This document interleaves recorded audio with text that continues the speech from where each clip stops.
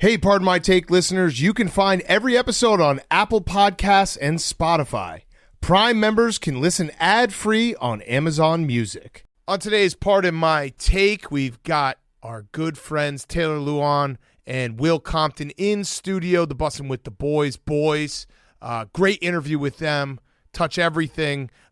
We also have some conference finals set. So Hank is going to be on Zoom. He was on the wood, on the floor for the Celtics beating the Bucks in Game 7. We're also taping this at halftime of the Mavs Suns because we're calling it. It could be a historic comeback, but we are calling it. This the game over. Suns are cooked. Absolutely cooked.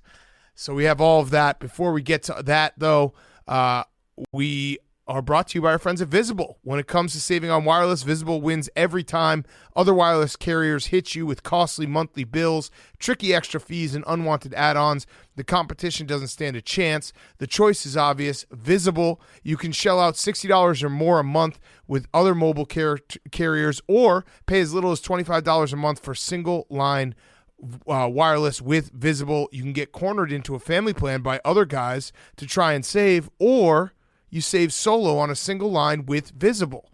You can pay extra fees every month on another mobile plan, or you can pay no extra fees with Visible. Switch to Visible at visible.com/pod and get unlimited single line wireless for as low as $25 a month. Comparison to a single line with unlimited data at other major carriers. For plan and network details, see visible.com/pod. Get the best possible wireless out there with Visible. Thank you to Visible for being our presenting sponsor. Go to visible.com/pod and get unlimited single line wireless for as low as $25 a month. Okay, let's go.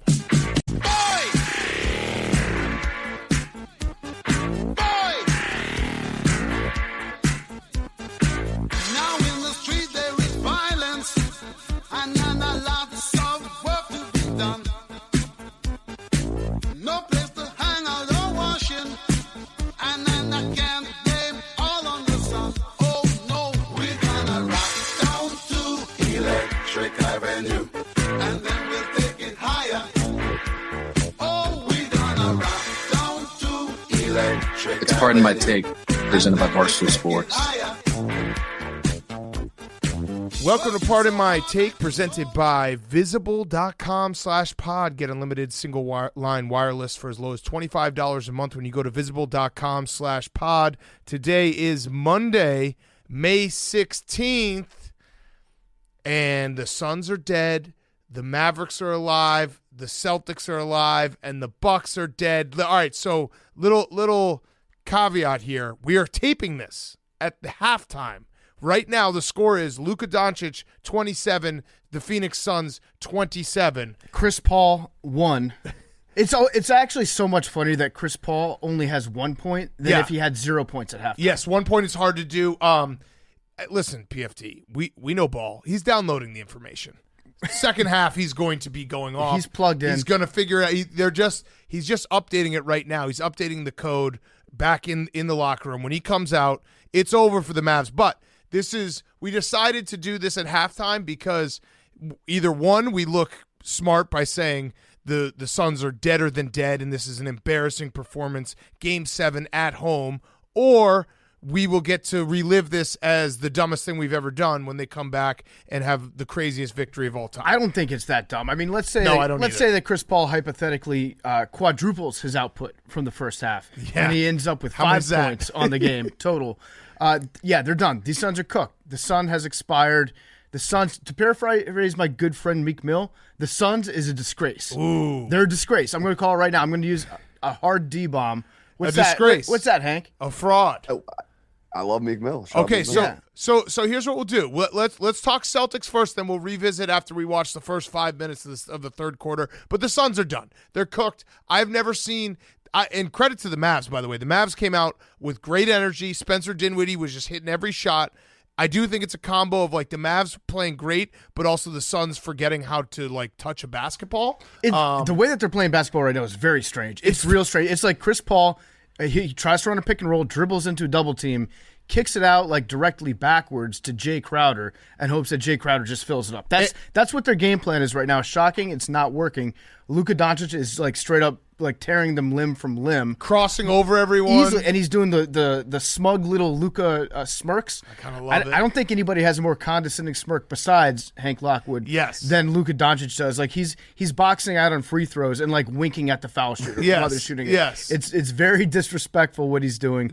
Our good friend Sam Schwartzine actually pointed out that Spencer Dinwiddie has been playing like a fucking maniac since Bitcoin crashed. And his entire contract got converted into crypto this year. So he's out there. He knows he has to get another big contract. He's really in trouble right now. Yeah, he knows he's got to try to get one max deal over his career. The Suns are playing like they have Chris Paul and 4 James Hardens in a Game 7. That's how they're playing right now. Wait, but what's the conversion rate of a playoff Chris Paul to a playoff James Harden? Because I feel like that's like Stanley Nichols to shoot box. Yeah, well, and it's also a Chris Paul that was up 2-0 in a series, and I think this would be now the 5th time. And I know there's injuries in there and everything, and there's all these different, but I think it would be the 5th time a Chris Paul-led team was up 2-0 in a series and ended up losing that series. I think we need to actually take a step back and rewind through history. Go back to when the Chris Paul to the Lakers trade didn't happen because David Stern nixed it. Mm-hmm. I think David Stern accurately knew, like, hey, the league's better when the Lakers are winning championships. Yes. I'm not going to let this trade go through just because I know that they'll never win a ring when Chris Paul's on the team. I think it wasn't a matter of making a super team that made him step in and put the kibosh on it. I think he actually saved the NBA. A triumph for guys like us who just live on narratives, and we don't want to give up narratives because they're fun. And look, we know Chris Paul's good, but is he? Yeah. That's the question that should lead all debate shows on Monday. Chris Paul is literally the best NBA player of all time that has sucked. We actually were debating whether we could call Russillo tonight. I don't think we can. I think this is going to be a fracture in our relationship for a while. I think we got to wait a couple weeks at least. I think we're going to have to I think I'm going to have another kid, and we're going to have another life episode and like sit down and just be like, here's a tip. Don't get too committed to one player who's 37 years old and chokes in the playoffs all the time. I think I might have to go adopt a child to save our relationship with him. I'll name him Chris, and I'll get Ryan to help me raise him. Yeah. Ryan would be like, that's my son's name too. Great. Is Ryan? Is he a Celtics fan? Yes. So that's probably, we'll have to wait until after the Celtics get to the finals and just let him talk about how great his Celtics are. Yes, but this is it's going to be tough. It'll be touch and go for a while. We'll try to have him on at some point in the rest of the playoffs, but this will be I'll text him in a few days being like, hey, that'll be it. Like just a hey. You're not going to text him tonight? No, I already texted him. I texted him in the second quarter. I was like, hey, chin up, dude. He's just getting ready to go off. I was like, long game. But all right, let's talk about the game that is final. The Celtics beat the Bucks. Hank was there on the wood. The Bucks, incredible series. Goes 7. The Bucks decided to galaxy brain Game 7, saying, let's just leave Grant Williams open, who's a 40% shooter from 3. He's a good shooter from 3. They left him open all day. He tied the record for most threes in a Game 7 with 7. That was wild. Hank, why don't you tell us? I'll let you just go wherever you want to go with your spaz celebrations. Just go off. We can get into the spaz celebrations. It was an unbelievable experience. Great hospitality shown by the Celtics. Sitting courtside, obviously, it was wild sitting there. Grant Williams, but it was one of those things where they left him wide open, and every time they weren't bad shots. It was like he has to be shooting these. He's missing them, but he just needs to keep shooting them because he's wide open. They're not guarding him. Yeah. So he attempted 18 threes in this game. But none of them were bad shots. No, they were relatively wide open. There's only one player that's ever attempted more threes in a playoff game. Any guesses?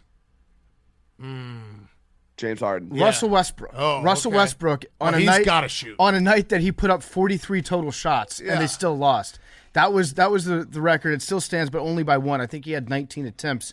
It was a clinic. It was the Grant Williams game. You have to ask yourself, did Hank's presence at courtside, like when LeBron plays so well because Drake's there watching him, was Grant like, you know what, I'm Team Hank. I got to put on a show for my boy.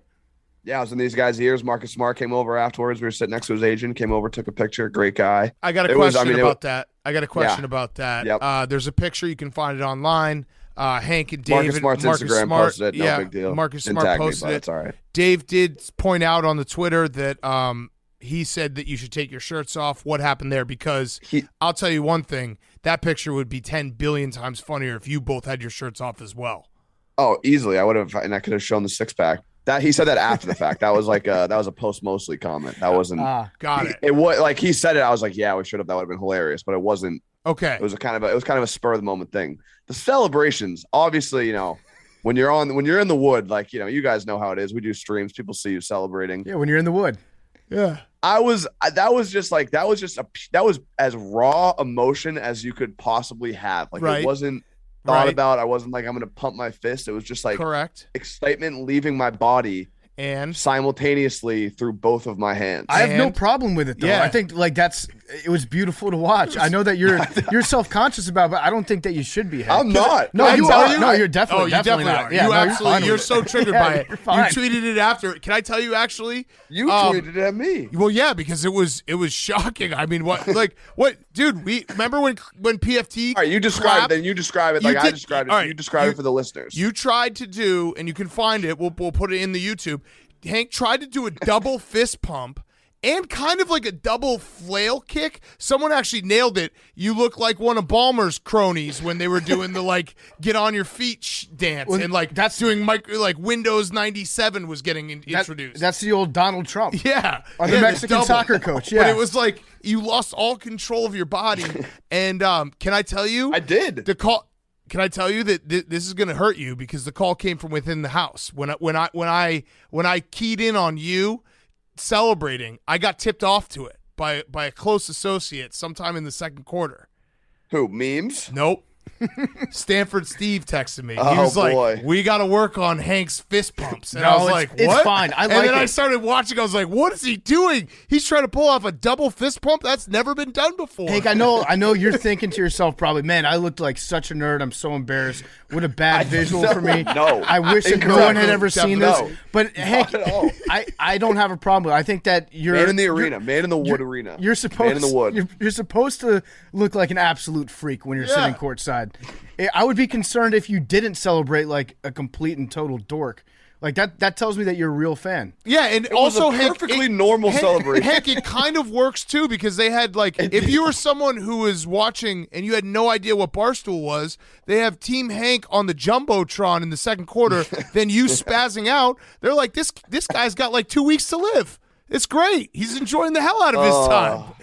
Yeah, listen, I think I said it on the show the other day. I'm in denial about that part of it because I was thinking about it. I'm like, it's just ridiculous that people are just being Team Hank for no fucking reason.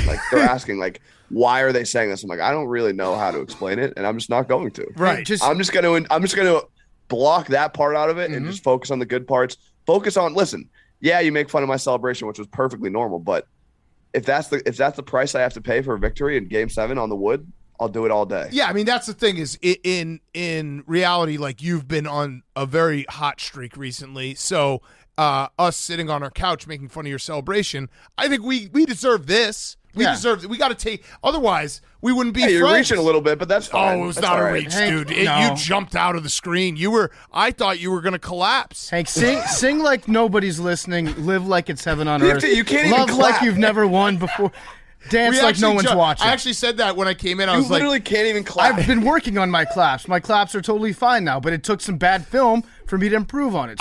It was a good thing. In fact, I thank God every morning that I wake up that bad visual me clapping I don't know, my hands were butterfly wings. I'm glad that came out there because I got to improve on it. I got to watch my own film.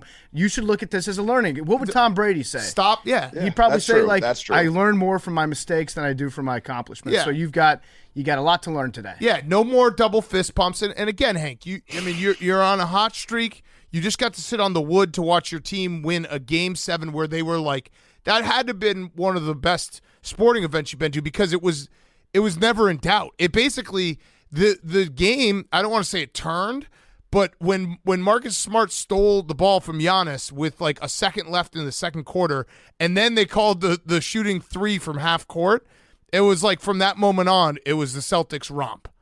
The Celtics played absolute dirt in the first quarter, and the fact that they made it out of the first half up by 5, that's 100% true. Where it's they played really, really bad and won the half by 5 points. if they just play decent, they're going to win, and that's what they did. They dominated. I did have a lot of Giannis was missing. He missed like 5 layups in the third quarter. He did. I had a lot of NBA just rigged wide moments open layups in the first half. It did seem like there were some very sketchy calls going on.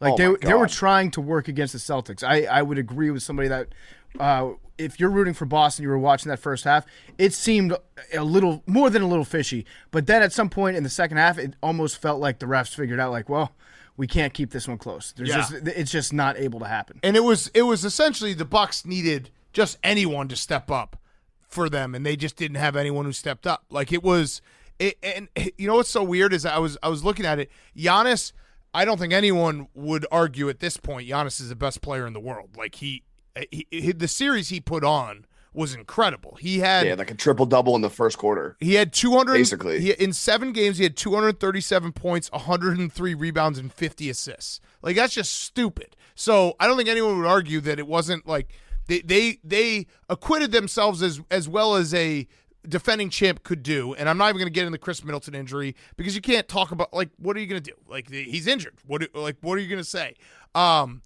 It's just crazy to think of like how much he did and how much he just needed one or two guys, which actually brings me to a point, Hank. Is the brotherhood dead? Because Grayson Allen was so bad. He had such big, like, I shouldn't be here energy, and he airballed the 3 in the second quarter, and you were up his ass. I was watching.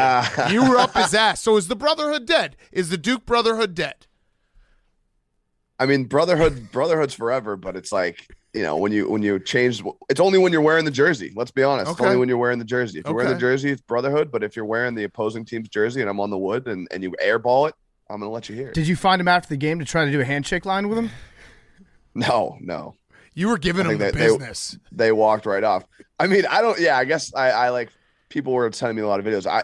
I was vocal. It was one of those things. It's like, you know, when you're on the wood, you're involved in the game. You're basically like the sixth man. Can we talk real quick? Other pieces, important pieces of the game.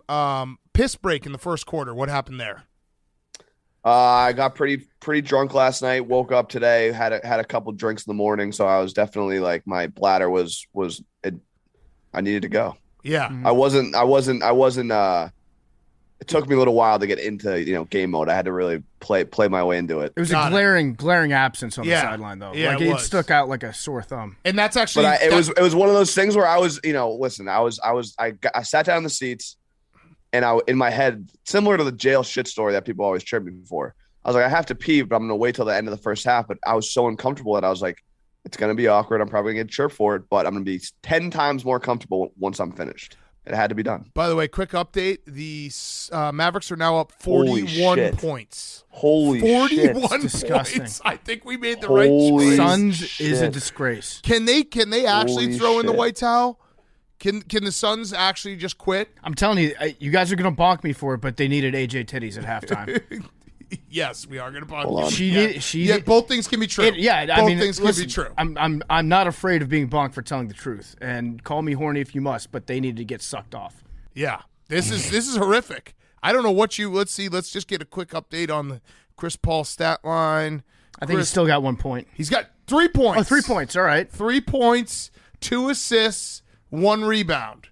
Stat stuffer. He's got to be doing a bit, right? I think Giannis had that stat line 45 seconds into the game today. It's ridiculous what Chris Paul is doing right now. You've got Murr, Q, and Sal backstage, like whispering into earphones, being like, "Okay, now throw the ball off JaVale McGee's knee out of bounds." It also, I mean, Bob Ryan hates this NBA, but it does prove that like DeAndre Ayton has also been bad, and DeAndre Ayton is you have to have 5 guys that can play at the 3-point line in a series. You know what I mean? It's just, like you can't play with the center. I'm offended. And going into this game, I texted the group chat this, trying to get what the vibes were. I was betting on the Suns, and I said I'm also betting the over on Chris Paul points. I was like, at 17.5, and I was doing it mostly so that I would be saving myself either way. So one, if he did get the over, boom, my bet hits. I'm happy about that. If he gets the under, then it really it gets me more amped up about my anti-Chris Paul stance. Right. And so it did the trick. Right. I'm literally angry at Chris Paul right now. It's nuts. This is a shocking game. Game 7 at home, and you're down 39 now. They just cut the lead. They're on a 2-0 run. You never hear somebody say, like, they laid an egg in basketball. That's more of a football term. Chris Paul is laying an egg right now. Do you blow up the Suns? You got to. I don't know what. Like, this is a loss that will haunt you. I wonder what Brian Cox would say about whether or not you could actually do that. Yeah. Well, can I do a quick Monday reading? Yeah. Billy Football just tweeted this 16 seconds ago. He said, "Suns ? More like moons because they were playing ass out terrible." Nailed it. That's good, Billy. I like that. Yeah, that was it. It's going to do numbies. Is the opposite of the sun the moon, though? I don't think so. 100%. No, but moon, for us. The moon ass out. Yeah, I like it. In terms of the funny. universe, what is the opposite of the sun? A black hole. Yeah. Black hole sun. This is a singularity. Yeah. Hank, we need to turn our attention.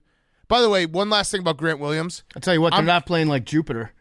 Or shit, I fucked that up. Damn. Rewind. Tell you what, Big Cat, they're not playing like Saturn. Nice. Because they got no rings. Nice. Just pretend I didn't fuck that Jupiter up. Have rings? Huh? Jupiter has moons? I think Jupiter has maybe a small ring. A technical ring. Like a bubble ring. Like, yeah. They've got the Mickey Mouse. Mickey Mouse, yeah. Right. Drops from Jupiter. Great song. Tell me. Fall from the shooting star. Should do Mount Rushmore of planets. Should have a guy. By the way, I have a Mount Rushmore idea that popped in my head. Now we're getting just sideways. I wrote it down a couple too, but sorry. No, I have an idea for how we should do Mount Rushmore this year. Oh boy. Yeah. I think we should go teams because Billy and Jake are sitting next to each other. We could have the producer team and me and PFT team up. And we go. I love so that that. way there's three teams pick each time, but it's teams. I like that. I think it would be. I think it'd be a nice variation for us. And we should give ourselves names. And jerseys and sell shirts. I just like I'm just gonna throw it out there. Like you guys are obviously the two most valuable people. Like what happens when you guys just getting like I don't know, Hank. We haven't been on a jumbotron recently. Are we a super team? Are you guys? No, I'm worried about the podcast. Are Big Cat and me bad for Mount Rushmore? No, you guys being bad. I think I'm saying like you guys are going to be so bad that you're going to there's going to be like dissension between you two. I don't think we're going to be bad. I think we're actually going to find out very quickly that we are just dominant, left and right. I mean, we've seen Jake and Billy together. That team doesn't work whatsoever. All right, Team Hubba was a wagon. Team Hubba was a wagon. They won the pizza draft. Easy. Don't never forget the pizza draft. That was actually that was the birth of the Team Hank movement. Was the pizza draft. Double olives. Never forget. Hank was in its worst place then. All right, let's move on. Moved on from those days to the more important, pressing topic now, and we're going to talk NHL after the Bussin' with the Boys. So we're going to do all hockey talk then. Hank, you now have to face your greatest foe of your life. It's the only person who can just beat you left and right, up and down, and there's nothing you can do about it. He's your kryptonite. It's Jake Marsh. So what are your thoughts going into this Eastern Conference Final now with Jake Marsh looking at you across the way and just smiling and being like, I hope we just have a good time? Yeah, I mean, this is bubble revenge. My thoughts, honestly, and this is going to make it worse, it's going to be a colder take if they end up losing, but I do think the Celtics are a better team. Like, I think this should be a 5 or 6 game series win. Wow. And I just, heat culture, all that shit. But that was, even the bubble, like this Celtics team is a much different team than they were in the bubble. They're way better. The Heat are basically the same, if not worse. Yes. Rangers so scored. I feel, oh, nice. I feel extremely confident about this game. About this series. Yeah, I would not feel confident ever going up against Jake Marsh because he's a winner. He'll smile, he'll laugh, he'll apologize for beating you as he slits your throat. It's so much worse losing to Jake at anything. And I would be very, very afraid if I were you. I would definitely not be making declarations. It sounds like you're declaring a possible whomping. You said 5 or 6 games. That's a potential whomping. That is a potential whomping. I also would just like to say, it's just such a shame that it's not the Sixers. Like, if they were as good as they claimed to be all year, everyone was talking all that shit, and they were in the Eastern Conference Finals, and this was Boston versus Philadelphia for a chance to go to the finals, it'd be unbelievable. By the way, not to just rip the wound, the fresh gaping wound that the Sixers have, but the one little fun fact that comes out of Ime Udoka going to the Eastern Conference Final, this is now 3 assistant coaches the Sixers had. They're the new Washington Redskins. Commanders. They had 3 assistant coaches in the last 7 years that have gone to a conference final. So obviously Mike D'Antoni, he 3? He was on the staff in 2015, 2016. He went to the Western Conference Final with the Rockets. Monty Williams, coach of the Suns, who now is laying an egg, was on the staff. He went to the Western Conference Finals, went to the finals, and Ime Udoka now is going to the Eastern Conference Finals. So as they wrestle with Brent Brown and Doc Rivers, they had 3 guys who, at least 2 of the 3 guys, because you could throw out the Mike D'Antoni because I think he was there just for like almost a sabbatical year.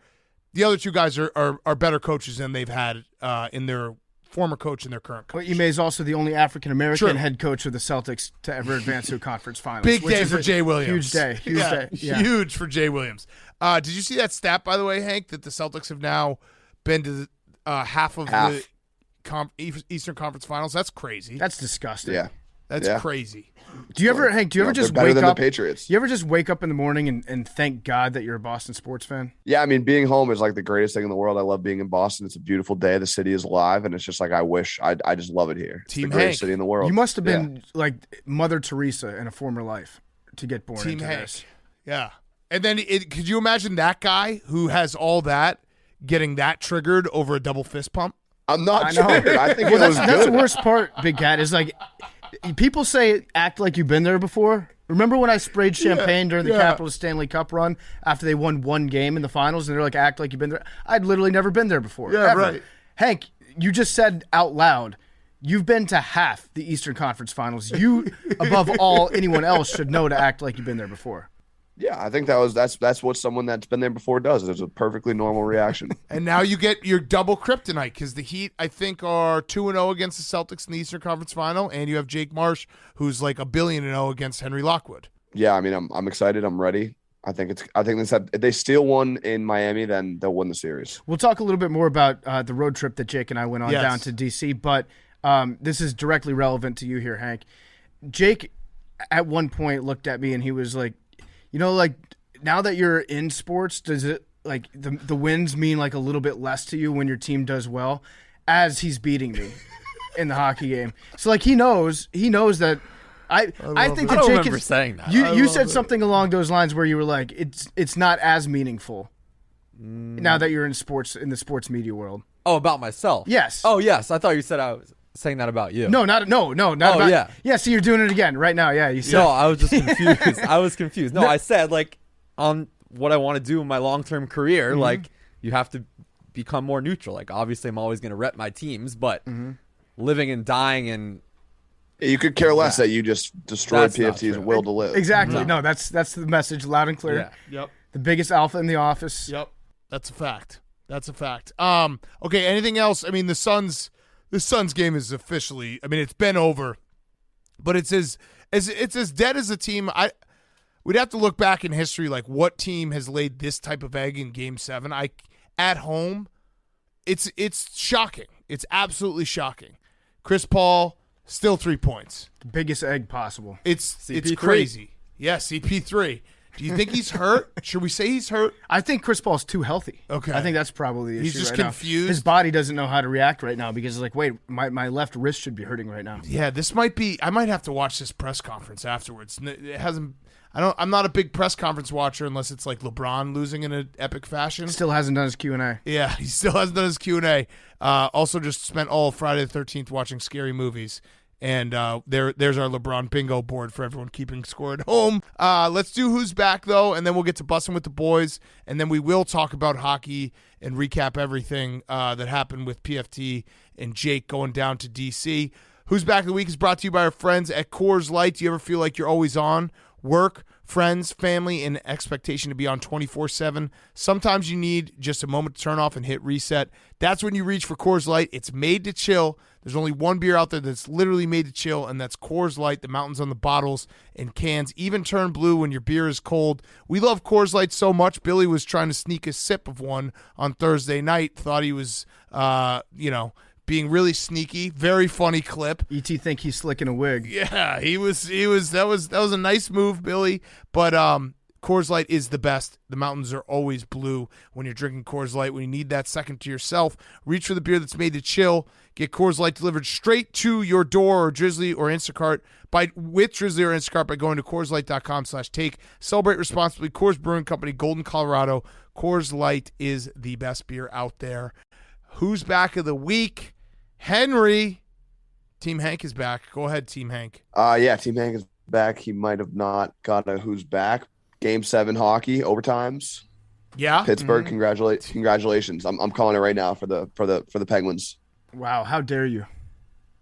That's your who's back. Well, it's not an overtime yet. Game's still going. This is some good podcasting. Lacrosse is back. Oh, yeah, there lacrosse it is. is back. Sport of the future. Lacrosse is back. Can the sport of the future be back? Yeah, I mean, it's that time of year. It's like whenever the season's starting, the PLL starting soon, the college teams in the championship. Didn't we pick up some guy in the draft? Yeah, the Water Dogs actually had a really good draft. What's our grade? I give us an A+. Okay, Nice, cool. nice. What about the Whip Solid. Snakes?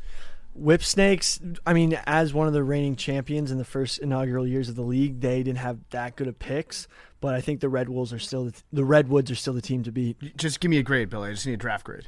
Give them a B- for the Whip Snakes. Okay. Anyone get an F? Atlas? Chrome. Yeah, Chrome ground I F? knew you were going to Okay. say Chrome. Can we put out a Lax. list of our draft grades memes? Yes. All right, thank you. Just give everybody else a C. Yeah. Good job, Hank, with your who's back. Lacrosse is back. Thank you. PFT, your who's back. My who's back of the week is Danny Woodhead. Yes. My guy, Danny Woodhead. Our guy, Danny Woodhead. One of the OG part of my take recurring guests. Maybe the best athlete that we've ever had on this show. He is very close to qualifying for the U.S. Open in golf. Yeah. Very close. He came in, I think, second or third place in the second final qualifying tournament last weekend. So if he finishes, I think it's like top 5 at the next tournament that he's in the U.S. Open. Danny Woodhead's going to be playing the U.S. Open. It's crazy. I have full confidence in Danny, and like I sent him a congratulatory note afterwards. I was like, hey, man, this is super impressive. And he told me, like, this is honestly the best athletic thing that I've ever done in my life.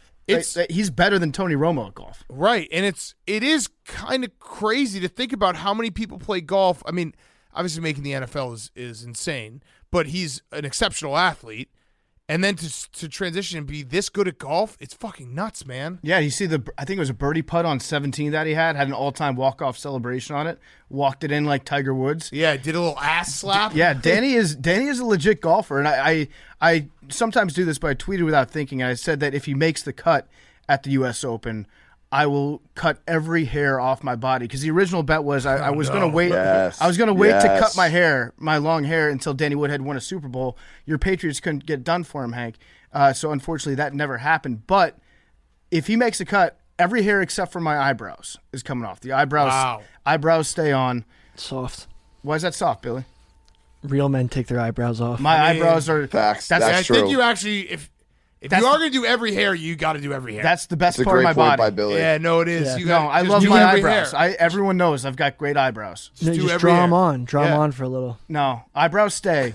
Eyelashes come off. I'll take the eyelash. I'll cut the eyelashes, but not the eyebrows. That would be freaky. Do those grow back? Suns are down 42 going into the It's major week, by the way, for golf. PGA Oh, Championship. yeah. Yes. In Tulsa, yes. In PGA Oklahoma? Championship. I saw some of the beer prices that they have. Oh, yeah, people were freaking out about it. It's going to be tough. There are going to be a lot of angry Oklahomans out there. Yeah. It's like $18 for a beer. Coors Light would never do that to you. Bring in a fucking flask. Sneak a flask. Yeah, it's not that hard. Okay, my who's back of the week is the Cincinnati Reds. For the 6th time in MLB history, they had a no-hitter and they lost. Not to be the fact check Oh, guy. I know that they didn't technically pitch the 9th. Yeah, so but still, they it's crazy. It's funny watching all the big Jays out there carefully phrasing it. They allowed no hits. Right. And they lost. Because they didn't pitch the bottom of the 9th because they lost. But all time, like, if the Red season couldn't get worse, you have this happen where in the 8th inning, they had 3 consecutive walks and then a fielder's choice double play that they weren't able to if they had gotten the double play, it would have stayed scoreless. But they weren't able to complete the double play, so they lost 1-0 and gave up no hits. It's so perfect that it happened to the Pirates too. I know. Like the unstoppable force meets the immovable object. Yes. That's the only team that this could possibly happen to. Yes. And my other who's back is my voice. I got my voice back. I slept, and I got my voice back. So thanks to everyone who's like, I want to kill myself. I want my voice to be back. I want my voice to be back so bad that I actually made a doctor's appointment. How do you like that? I hope I fucking have cancer, so everyone who says shit to me, that I can just shove it back in their face. You don't mean that. No, but I would dunk on all. Knock on some wood. I'd pull up all the fucking tweets of people being like, "I can't stand your voice," and I'd be like, "Fuck you, dude." Knock on that wood. I got a real problem. No, but I'm back. Billy's doing a great job pretending that he hopes that you don't have cancer. Yes, thank you, Billy. Billy's like, all right, so that seat, I'll probably lower it a little because he sits too high. It's right next to the beer fridge, which is sick. Like low-key, that's the seat that I want. But I'm going to see a doctor and see what I can do to not lose my voice all the time. So, but I am back right now. Felt good. Slept. Felt good. Feels good to have my voice back. Thank you for everyone who's actually concerned, not people who are just bitching. I was never concerned. All right. I appreciate that. But, yeah, no, there were some people that got me triggered because it's like, you don't think I care? You think I'm just – it would be one thing if I was, like, partying and, like, smoking cigs and partying all the time and had no voice. That would be a lot cooler. Reason. I just lost my voice because I don't sleep. And we work a million hours. Oh, these Suns fans are so sad. Get ready to get tagged, PFT. As cool as they were when we watched them in the finals, they are very sad now. The funniest guy in that building right now is the dude that's dressed in the neon orange suit that also put bronzer all over his body. He went to the game as a Sun. Yeah. Like dressed up as a Sun. Bad. He looks bad right now.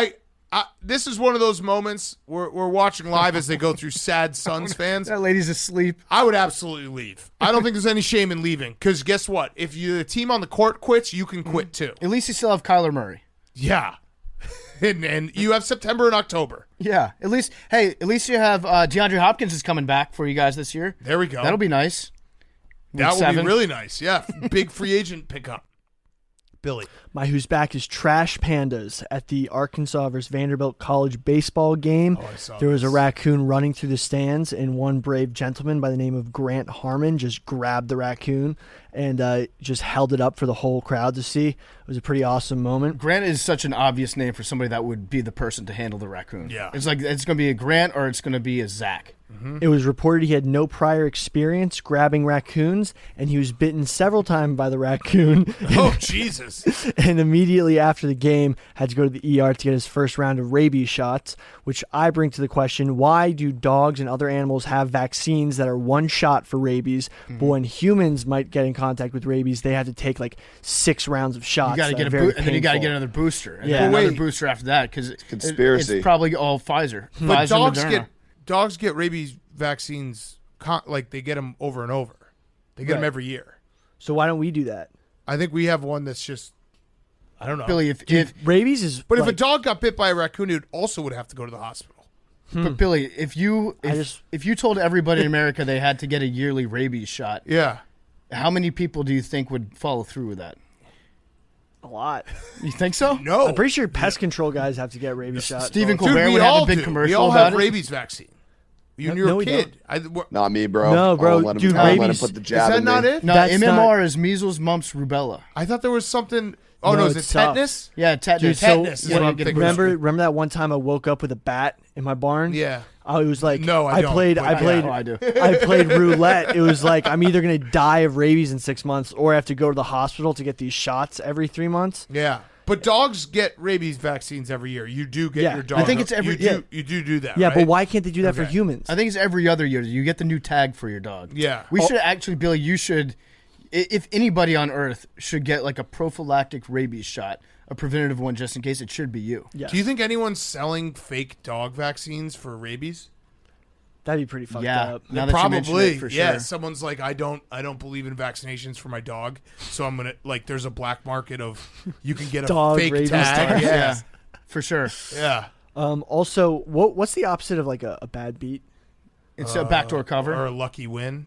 Yeah. Well, that's what's back. If you guys watched UFC on Saturday, Blachowicz had an absolute backdoor cover when he was like the money dog by a long shot, and his opponent Rakic, I bet on him. I was like, this dude Jan is gonna win. First round, he got his ass beat, was bleeding everywhere. Second round, Rakic just blew out his knee, and it was like the craziest comeback win. That actually, awesome. the who.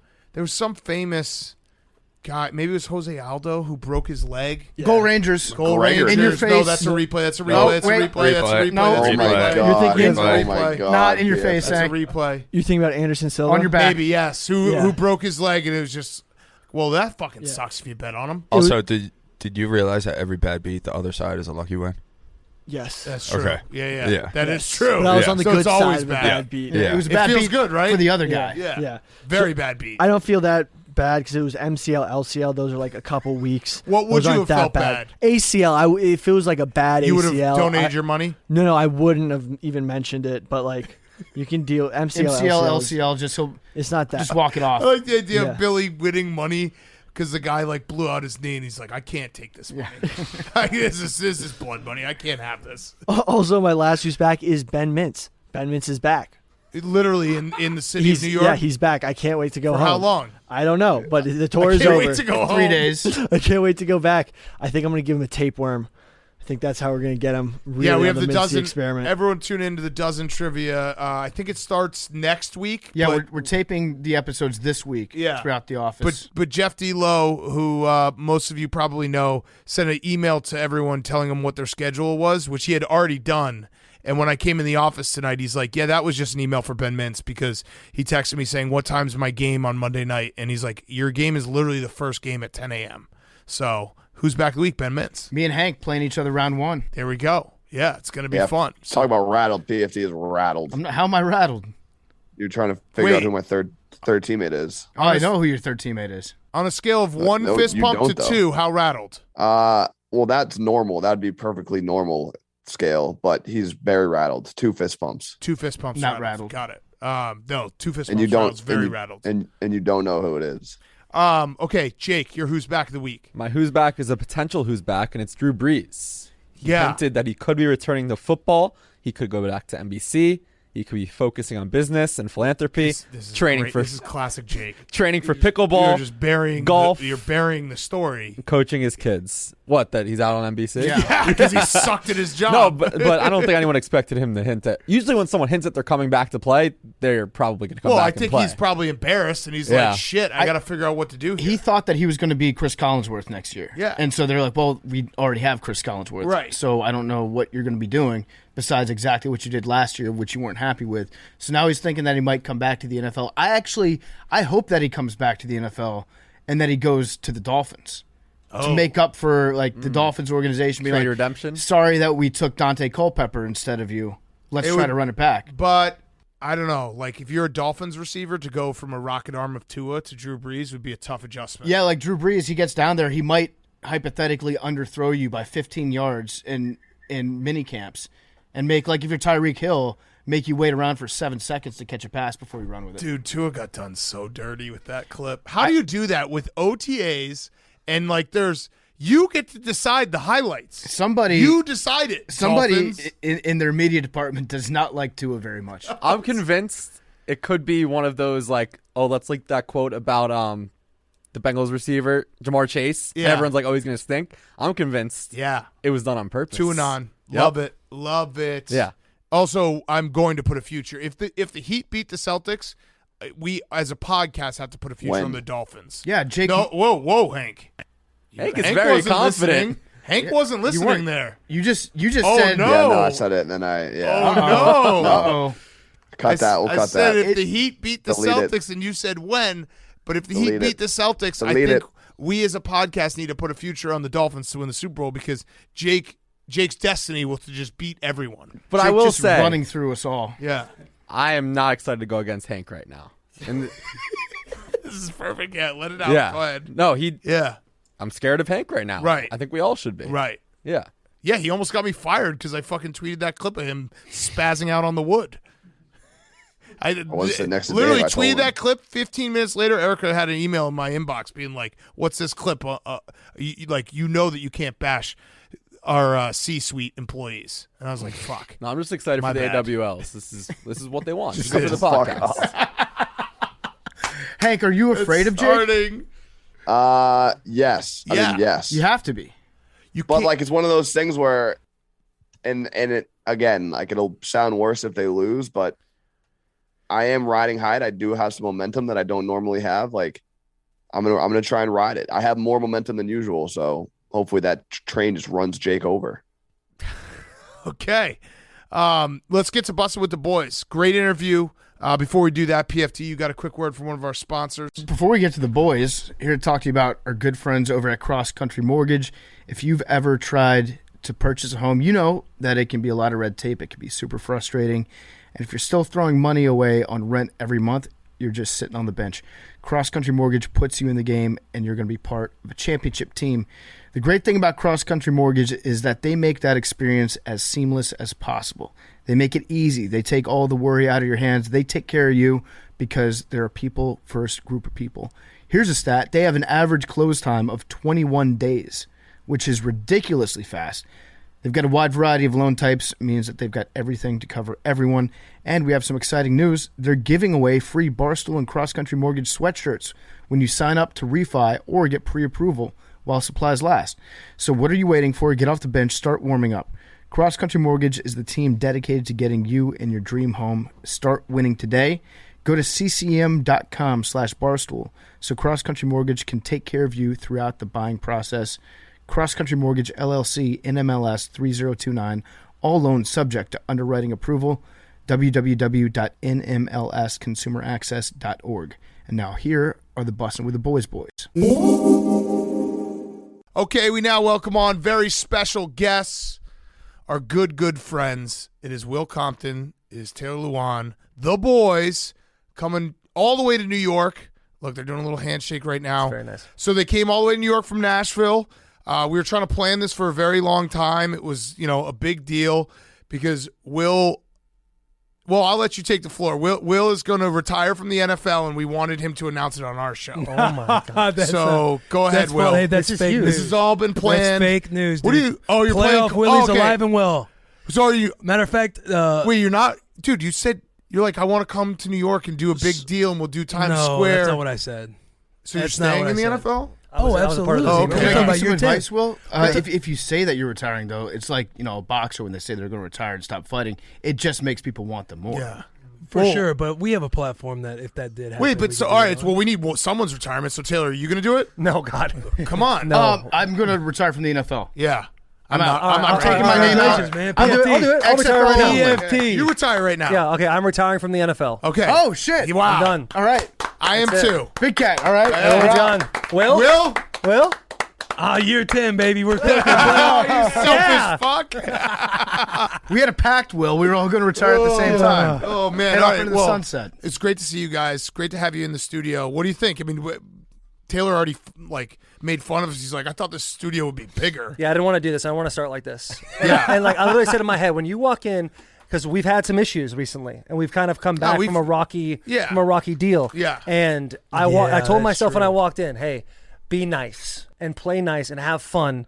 And here I am. Right before we start, I go, I thought it'd be bigger. I gave myself a pep talk this morning. I just looked in the mirror and I was like, you're for the boys. You're for the boys. Just remember, you're for the boys. And even though they ripped off literally everything you've ever done with your podcast, I hate that. you're for the boys. I gave that. No, I said that to myself. And now I'm for the boys. I understand that you said that to yourself, but I don't understand why you got to lie to yourself in the mirror. That's true. What? Oh, I'm not for the boys? What? No, not that part. Why don't you clear that up? Because I feel like a lot of people out there, they see the slogan for the boys, and they're like, wait, what does that mean? Yeah. Oh, shit. It's super innovative. That is crazy. I've never... What if... For the boys, what a unique saying. I don't think those three words have ever been put together. Wait, all right, let me do a Ever. hypothetical. Let's say 2 days from now. It's Saturday morning. Is it for the boys? Saturdays are always for the boys. Oh, okay. All right. That's a Barstool thing, yeah. Are you guys also for the girls, or can We're for boys the be girls. girls Wow. too? Girl boys dad. can be girls. Boys can be girls, Yeah, girls can be boys. It's 2022. 2022. Yeah, We're good all point. girl dads, right? Come on Yeah. now. So what the fuck? We got to be for the girls. Yeah. Yeah. I See, love you a girl women. dad? I don't Yeah, like every this. girl. I don't like how this is starting, Will. Dude, This is like trust me, this but is exactly what Adolf Hitler did. But this he is just came in.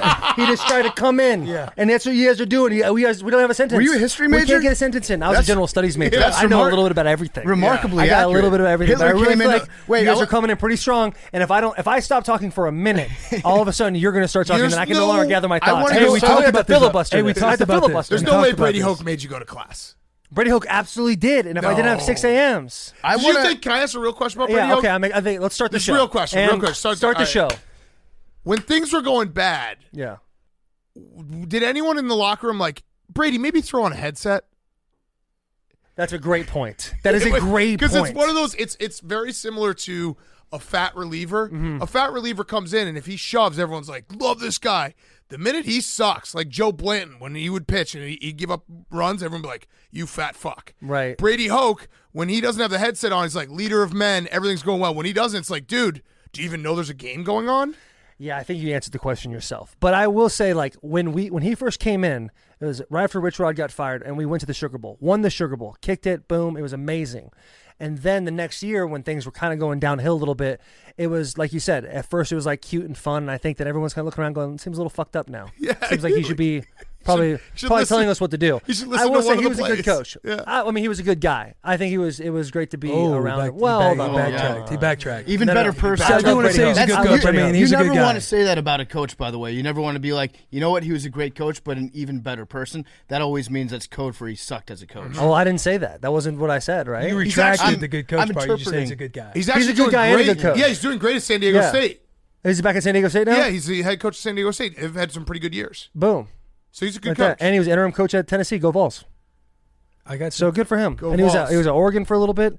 I think he did well. He's doing a lot better than Rich Rodriguez is doing now. And those were my two college coaches. That's true. You know what I'm saying? That's true. You got to pick the lesser. So what do you think of Rich? How are you I guys? thought Rich was solid. I thought Rich was decent. Thanks, Will. I'll be honest with you. I wasn't a huge fan of Rich. Yeah. I wasn't. I don't think a lot of people but, are. Now we're getting somewhere. Listen, it was one of those things. Like I came in, he was a little rough on me my first year, and my second, like I redshirted, and then the next year. What does that mean? It wasn't. What is like a little rough? Because that is a serious question. Well, like, I think when you're a freshman in college, and especially if you redshirt, like you have zero value to the team at that Right. point. You're redshirting. I was 254 pounds coming in. picking up a scholarship. Right. So I'm taking a scholarship away. So it's kind of like we got to weed out the weak type of mentality. Mike Barros was there, who was the strength coach. He had his own TV show for a little bit. I think it was on Discovery. And it was definitely like a let's see who's going to quit first vibe. So they were pretty hard on us our first year. The next year, things just weren't going well. So I didn't get to see like a good I didn't think I ever saw Rich Rodriguez smile when he was at Michigan. He had a great job at West Virginia, was doing well at U of A until deals happened. Yeah. But I just don't think he got a fair shake at Michigan because, Michigan, the Big Ten is so caught up in their downhill power offense type deal. Wisconsin knows all about it. Yeah. And then we bring Rich Rodriguez in after Lloyd Carr, and Rich Rodriguez is spreading. He's got 5 guys, out wide, and we're running like no tight end sets. We're running like 10 personnel and running like no huddle. So everyone in Michigan's like, what the fuck are we doing? Right. You better win fast if you're going to do that. Yeah, you got to win fast. If you don't win fast, then it's like, this and we is just not didn't, we just Michigan didn't have the chance to do that. Like Denard Robinson was a huge get, but he was young, and Rich was fired before like Denard really came into his own. Yeah. Mm-hmm. Were you on the team against Appalachian State? Or No, that was outside 2008 or 2007. Was that still talked about? It is with any Appalachian State guy that's on our team, like on the Titans. There was a kid. What was this kid's name? Isn't that crazy? Don't bring it up. That's like their the greatest thing that's ever happened. I know. to me. It's crazy that it always gets brought up. Yeah. It's wild. And it is one of those things like you don't want to, like we were playing Toledo my senior year and we almost lost to Toledo. And it was one of those things like, fuck, we almost had an App State deal happen. Yeah. Right there. Mm-hmm. Yeah. You guys are like the example. Like for every team. Yeah. Don't be a like, Michigan in that situation. I know. But hey, how about Michigan right now though? Only hope for the Big Ten. I mean, what have you done for us lately? Exactly. Do you guys even have we like won a the Big Ten rivalry? We won the Big Ten. Yeah, we got donkeyed against Georgia, but that doesn't mean nothing. Nebraska. Dude, come on now. It means Nebraska would have lost by 6. I'm not. Yeah, that's true. Been way closer. Facts. But I'm saying like guys like Big Cat and I, we needed. Don't do this. I'm saying okay. I got Schools your back, like Wisconsin bro. and Nebraska. I got your back, bro. Needed Michigan to put on a better show in the playoffs. I agree. You guys were a great representation of the Right. Big Ten. I was fired up. I was like, okay, Michigan, these boys got a shot. If they come out not flat, they got a shot, dude. But and what happened? It just I think it embarrassed. How do you I'm ride or I went die. there. Listen, I'm ride or die Big Ten. We need to get another title soon. And it might be, it probably is going to have to be Ohio State. Don't do that. I'm just being honest. I I'm think a very honest Big Ten fan. When people are like, oh, remember last year when they did the whole COVID thing and they won the tiebreaker with Indiana and Indiana fans were going crazy. It's like, dude, we got to be in the playoff every year to stay relevant. The Pac-12 is no longer relevant.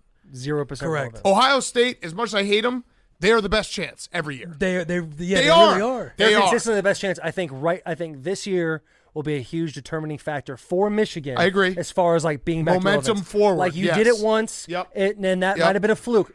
People are saying, not again. me. People are saying, if you do it again, would you agree with those people? When I'm finished, I'll exhale. If you can do it again, if you can fucking do it one more time, then it's like, okay, now we got something. Yeah. Now we're ripping it up, and we have 2 teams that are relevant: Ohio State and Michigan.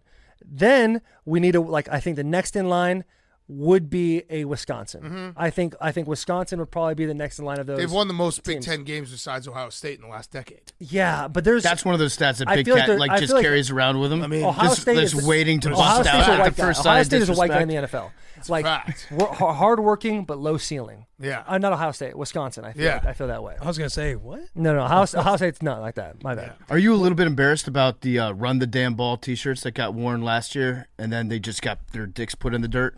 Who's did? The offensive line of Michigan. Right before that game against Georgia, was right? Tough, and then we didn't run it very well at all. Huh? Not like kind of live and die by that sword. Yeah, I mean, I like the way that Michigan was built last year. I like the physicality of the offensive line. I feel like that's what you have to do if you're Michigan. You can't be Ohio State, right? You have to be Michigan and play the type of football that has gotten your program to the way it is. I do think that there is something that has to do with culture that gets passed down. I don't think that a team can immediately change, even if you have a great coach like they tried with Rich Rod, a guy that'll come in and change entirely what you guys have always been about. So I like what you did last year. I don't know if that's going to be a type of football that's sustainable moving forward, though, as all the rules continue to get changed to favor the passing game. Yeah, I think you need to keep that same mentality on the offensive line. They won the Joe Moore Award last year, which the best offensive line in the NCAA. That did not show when they were playing against Georgia. Georgia had 15 guys go and drafted. It's crazy. It was unbelievable. Their defense was an anomaly, right? It was like Alabama every other year. So I guess not an anomaly, except for Alabama. But I think the only way for that to be sustainable is you just have to get some more speed on the outside. Still be who you are in the run game, but if you have more speed on the outside to run a couple you can a quick little throw to the small, fast guy, let him get going, those types of things, you're playing a whole different game. Darren Sproles plays. All right, so moving off football for a second, how are we feeling overall with the podcast? You guys it feels like you guys are crushing it right now. It does feel that way, doesn't it? Yeah. It does feel good. that way. It does. I feel like we've kind of made it. Your YouTube numbers are pretty crazy, right? Mm-hmm. Well, it depends on what crazy is. You know what I mean? I mean, if we're compared to Joe Rogan, we're definitely not doing anything. Well, if everyone's compared to Joe Rogan, we're not doing shit. I think you guys... No. I mean, Joe Rogan's in a different Billy's stratosphere. using us as a stepping stone to eventually get hired by Joe Rogan. That dude's in a different stratosphere. Do you think that's possible? Long game, Billy. To you? Absolutely Long not. game, son. What would you guys say, though, is the big thing that it has felt like? I mean, maybe I'm way off, but it does feel like maybe the last, 6 months or so, it feels like it's hit a spot where it's very consistently good every time, and you guys have felt a groove. Again, you can tell me that's way wrong, but it does feel that way. Is there anything that you can point to? Man, I don't know. That's a good question. I do feel like we've been hitting a good stride. Yeah. Sometimes guests move the needle for you for sure, and then when those audiences of other guests watch us, you retain a little bit of them. Right. And then they kind of ride with you the rest of the time. But I do feel like we've been hitting a good stride. It's tough. I feel like we got a great lineup of guests. PFT, you got to come on. Big Cat, you actually got to come to Nashville. I mean, you tried to kill me in that fucking bus. When I went on that bus, Taylor, it was no joke. It was the most perfect day in Knoxville, Tennessee. The most perfect fall day. It was probably 59 degrees, not a cloud in the sky, that crisp, beautiful air. You know what I mean? Yeah, it sounds I went in the bus. Bus was 140 degrees. Yeah. And so I was sweating so much. Try to get them heat proteins. Dude, I have never had a podcast where I was I'm actually having a great time, but if I don't drink something right now, I will pass out. Brandon almost did. Yeah, he did. He was complaining the whole time. Can you imagine the numbers that episode would do if you killed Big Cat on the bus? On the bus. Watching him die during a podcast. Still release that's how you guys got to think. You guys, Big Cat would want us to release this episode. If I died right here, if I died right here, right now, I'd hope you guys would release it. Yeah, so you guys are trapped in the old school thinking mentalities. You got to get a little bit more cutthroat and understand that actually hurting your guests sometimes is good for numbers in the outcome. Hurting our guests physically? Yeah, and mentally too. Mentally, more what so we're doing mentally. to you right now, because you're thinking in your head, did I tell him I was going to retire? Yeah. You haven't really perked back up since the beginning. That is what true. What are you talking about? We all retired. Yeah, if you guys want me to jump on board and retire, for the I'll boys. fucking We literally retired for the boys. If you guys need me to retire, I'll fucking retire. we don't want it. It's too late now. All right, good. It'd be like you're trying to play. Go ahead, retire. I also think what you guys have discovered. Fuck football, man. I'll retire right now. Fuck this shit, fucking dude. done with this game, dude. I ran into these guys at the coffee shop next door before we came into work, and I was telling them that they actually found their way into like a hack of a secret way to just get engagement and numbers no matter what in the podcast and content game, and that is to have a strong opinion about a fast food burger location. Yes. And absolutely. so Playoff Willie over here hates In-N-Out. I actually think that Hank is skipping this interview because he's so triggered by your opinion on In-N-Out. He will make us. I think he's made us drive an hour out of our way to get In-N-Out. We usually have to get it right after we get off the airplane in Los Angeles, right before we get to the airport when we're leaving Los Angeles. He is obsessed with In-N-Out. You hate In-N-Out, and now everyone's either mad at you or loves you. Yeah, I mean, I think like when you had to travel an hour to go get In-N-Out, Billy, were you part of this? Big Cat, were you part of it? Probably, yeah. I mean, was In-N-Out everything that he sits there and talks about? No, In-N-Out to me is the burger's very, very good. The fries are lacking. And I think it's one of those things that if we lived out on the West Coast, I'd do it every now and then, but I wouldn't be like, this is incredible. It's the novelty of it. Right. Of us going out there and being like, In-N-Out, we don't get it often. I agree. It's the experience factor. There's you said a great word, novelty. There's like this novelty factor of going out, seeing the long lines of In-N-Out, the experience. People were taking shots at me because I compared it to Chick-fil-A. I'm not saying Chick-fil-A is an overrated chicken sandwich. I'll say that. Yeah, I know you will. I mean, Popeyes just showed up with a chicken sandwich and dominated Chick-fil-A. Immediately. Because people were dying for chicken. Hang on. Did they dominate them, though? Yes. They dominated them for a moment in time. No, it's so much better, though. I disagree. I think Chick-fil-A is doing pretty well. They're two different types of chicken sandwiches. Right. One is much bigger. It's got a lot of extra breading on it, and it's got a different type of bun. They're two. You can enjoy both. I think they're both great sandwiches. I agree. I don't think that. So Popeyes came in. They dropped a fucking bomb on the chicken game. They did a great job. They put a nuke. Their on the rollout chicken was really game. fucking good. It was like Glenn Taylor and then Popeyes, the two people responsible for killing the most chickens in America this year, and they created a fucking work of art with their sandwich. Chick-fil-A is still good. I'm still going to go to Chick-fil-A like once a week and get theirs. Yeah. I don't think I have to choose. And I think that when it comes to the burger debate, here's a controversial opinion. I think all hamburgers are pretty good for the most part. I don't think that there's like a gourmet burger out there in the fast food game. There's not one that I hate. But I think with In-N-Out, it's like you pay $4.99 and you get a good cheeseburger. Correct. I think that's what people like to do. Yeah, I think people. Yeah, and I'm one of those people as well. If I got $5 and I see In-N-Out, I would love to go to In-N-Out. When we go to AZ or when we go to the West Coast, I'm excited to go to In-N-Out because of the novelty experience factor of going to In-N-Out with my West Coast boys. Right. But you go in the conversation as best tasting burger. We're not talking about all the bells and whistles of everything else, and I think that's what In-N-Out does. Just like Chick-fil-A, incredible service. They got workers out there working all the way out into the highway, dude. And you're getting your food, they're bam, bam, bam. It's great service, great experience. The ingredients, yes, very quality. But again, we're talking about we're talking about the best tasting burger out there. And to me, In-N-Out is so overhyped. Overhyped. All right, so Taylor, why don't you're sitting there? I just think it's a little bullshit. Here's what Will's become. He's become a guy that is obsessed with clicks, and so he'll say whatever he needs to do to make sure that people... Except retire. Yeah, except retire. Yeah, yes. Right. Like, what would get the most clicks? No. Retire. See, that's only for a moment. I'm saying. Only so for a am I moment. about the click? But when December rolls around and he starts talking about Playoff Willie all over again, more clicks. Yeah. You know what I'm saying? I think somebody's bummed I passed him in followers. Here's the deal. Oh, big time. Actually, I think somebody's bummed I passed him in followers. I told you today I was proud of you. I literally said to you, I was but now you're going to sit here and call me a click boy? Yeah. Oh, you are a click boy. You're going to call me a click boy? You're a click boy right now. Well, I'm going to give you a compliment here. I guess I'll give my opinion later. Yeah. No, I'm going to give a compliment. I guess I was going to talk about In-N-Out Burger, but now I'm no longer going to talk about In-N-Out Burger. I feel like you guys... Go ahead, dude. It's your show. Burger debates You guys are doing a great fucking job here. It's Keep fucking doing time. your show. Yeah. And I do think, like, when you say last 6 months, I think one thing that we've done better at is just, I guess, being more consistent on the internet, too. Yeah. Like putting our face out there more, having more stronger opinions. We don't have to go to practice every day. Right. Exactly. Games until you got a lot more time to post. Tell us your burger I would take. say that I would agree with that as well. Tell us your burger I think take. that the last 6 months we've done a lot better at being more consistent. And I think I didn't just leave somewhere for 4 months. That's usually what I usually do in the off season. Yeah. To be around. And then also doing the spring tour. Yeah, that was huge. Spring tour was good too. The spring tour was a big deal for us. So Taylor, give us your burger take. It's just that the time's passed. No, go ahead. Right? Give it. No, load of bullshit. Hang on. Load of bullshit. Will's all about clicks. Yeah. Continue. Burgers. Okay. There's no denying. Oh, dude, I fucking knew it, and I fucking took the trap. Damn it, dude.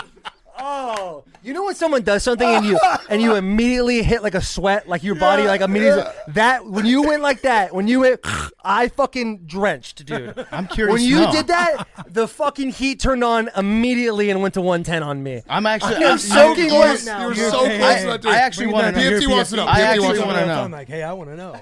No, I'm not laughing because I wanted to hear. Let me cool down, dude. Thank God I'm wearing this Duke Cannon, dude. It really cools my pits. Thank God.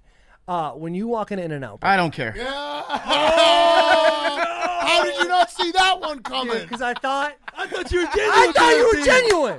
I thought you were. Listen, when we were down there, he said he loved In-N-Out Burger. So when Will said he wanted to actually hear, I thought, I'm about to have a teammate this game. No, Billy, why haven't you said a fucking word yet, dude? In-N-Out's pretty trash. Yeah, Billy. It underperforms, whereas like places like Carl's Jr.'s, you're like, oh, is this place trash? Coming from a guy that set up a boxing match, dude. I agree with that. That set up a boxing match. Hey, Billy, I think you're trying to tell me that was real? Don't you think if I set up Was a it boxing Jose? match, You don't- I'd make yeah, it all look right, a cut- lot Grazed better? his shoulder and he went down, my Don't do these baby. Mike memes.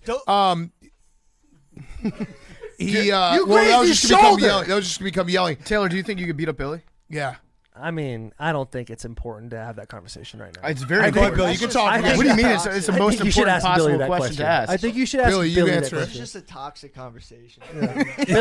Billy took 3 boxing lessons, and he probably thinks he could beat me up right now, I dude. don't. Billy, If how many 225s can you get, though, Billy? Don't, bro. Oh, no. That's it? That's cap. And, like, I Cap. don't know, Cap. You think you really think it's Hey, cap? Billy hasn't said Listen. nothing to you. Just don't let. I know. Hey, you know what, Billy? Let me apologize to you. You're That's letting right. a lot of you and that- I had a great rapport in the hallway. They did Honestly, this. I'm still sweating. Yeah. Thank God I'm wearing No, black. dude. we'll have your podcast broken up by the end of this. God, no, we're strong. I know, we're good. we got to be We're bad. good. So what's your handshake? And at what point do you guys stop being for the boys and start being for the men? Don't do that. That's what we do on this. Hey, We're for when's the men. show over? Pardon my take. For the men. So you want to know about our handshake? Yeah, boys. You guys have got to witness it. Yeah. I'm sure Billy recorded It's it. He could special. slow it down, see it a little bit clearer. It's special. I've actually always wondered that, and Will, you might be a better person to ask than Taylor because you've played your career. You've been a Titan, right? So, Yeah. Will, you've bounced around a little bit. Journeyman. How long? You're a journeyman, Grinder. a veteran. How long does it Couch take is uncomfortable. to learn That's That's part of the. That's part of what They're we taking do. notes. This couch is uncomfortable. How long does it take to learn the new handshakes in every locker room that you go into and create your own with your teammates? Dude, what are we talking? Like, you got to be an athlete to know handshakes? Well, yeah, it's memory. Like, I know you got handshakes with some of the boys, don't You you? gotta have a couple handshakes. Like, how long does it take? It doesn't take that long. What are you hiding under those glasses? I don't think I have any specific handshakes with any of the Really? boys. I think we do fist pounds sometimes. We do hugs. We You know hug what's an around here a underrated lot. handshake? This one. Don't do our handshake. I'm just gonna show you. No.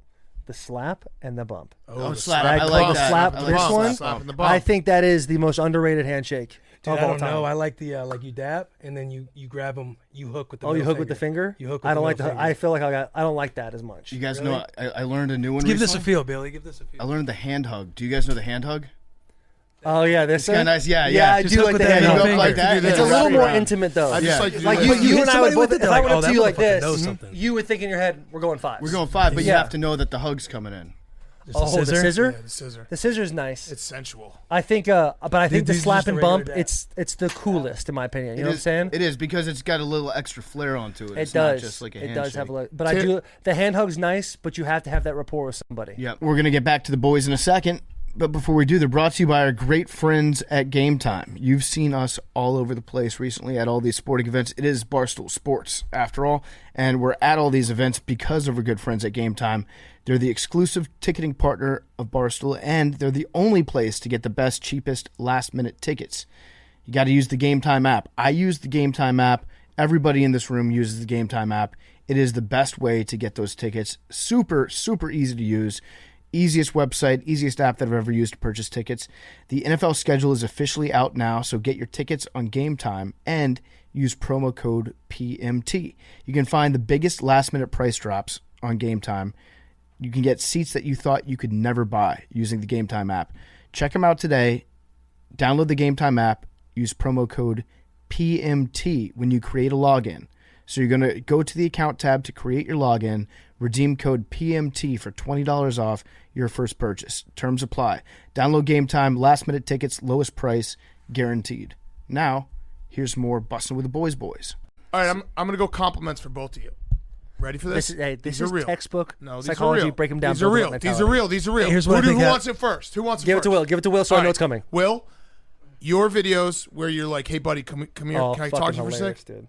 Fucking hilarious. When did you like come up with that? If you haven't seen them, like whenever someone has a bad take or someone does something stupid, Will pretends that he's like basically a father talking to his son, being like, let me come. Why don't you come over here for a second?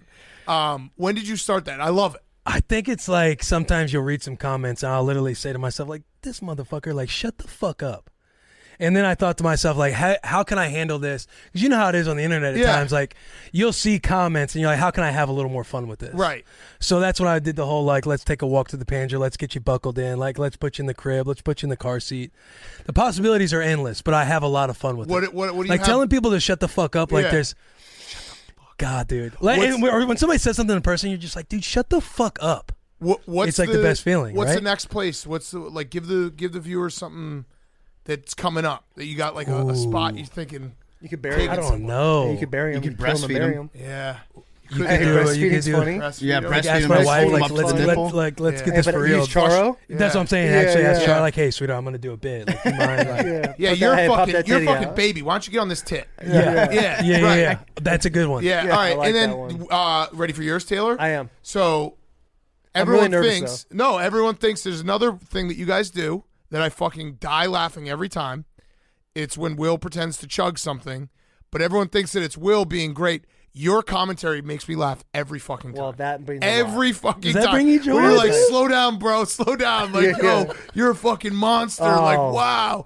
And Will, if you haven't seen it, Will, like chugging videos, obviously people chug and it's like, oh fuck, he chugged so fast.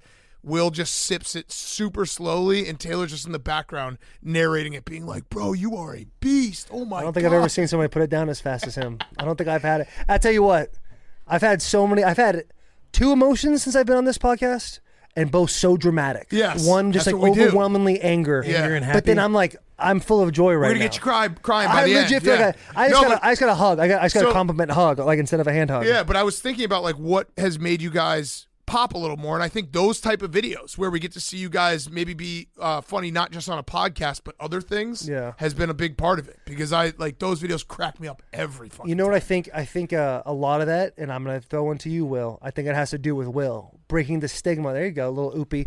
Because I think when it comes to like playing sports, there's like a idea of like everything you post is to be cool, whether you're getting on a jet or like this is the outfit I'm wearing or something like that. Will, in a lot of ways, and there's other guys that try to make jokes, like kind of broke that a little bit and made it like, let's try to just be funny. Right. And there's a while there where you're like, I'm just going to throw shit at the wall and see what hits. And Will's found his stride. Your boy's still out there treading water trying to find out what my vision is. Yeah. But It's Will's tough too shit is because funny as also fuck. like going in it, like, you know, not that I'm discrediting myself as a player, but when you're actually in it and going in every day, like there's a sense of you like walking around and guys seeing like what you post. Does that happen to you? Like, what's that? Like, do people like see it in the Titans locker room? They're like, "Are you about to fucking podcast this, bro?" No, I think the boys in the locker room are pretty good. Vrabel, he likes to chirp. Right. That's the thing. It's like going into a team Vrabel meeting. Put your ass on a steak in the team meeting room. Bray will be like, let's see what our social media manager's up to this weekend. And I'm just sitting there like asshole tight, like fuck. Yeah. No, he's about to make something up of Is that what mine. he calls you know. the social He'll media call me manager? like when I was on the team the last time. He just by the end of the year, he was just calling me the social media manager. I don't even refer to him by his name. That's so That shit good. was so funny. Yeah, Vrabel is he does his 15-minute bits in team meetings. Oh, he loves it, dude. He eats it up. He loves to sit there and tell jokes. And the thing is, it's like a room that has to laugh. Like Right. the shit he says is pretty funny, but he also says shit you're like, okay, I probably wouldn't give that thing a strong Like, yo, laugh I'm if trying to make about the but you're my team. Like, boss. that's fucking hilarious. Some coaches have like these motivational tactics that they do. They like, you know, they set up way ahead of time. Sean Payton will put like juice boxes in your locker and be like, you got to stay juiced up this week, you know, stuff like that. Yeah. Vrabel, it seems like he spends more time like workshopping his bits, like writing jokes down before he comes in. He'll have a few He's pretty now. fucking quick, dude. He has got some quick to him, some wittiness. But there's no like one thing you got to give Vrabel credit for is he doesn't do like the cliches, like you got to stay juiced up type of vibes. Right. You know what I'm saying? He kind of he stays.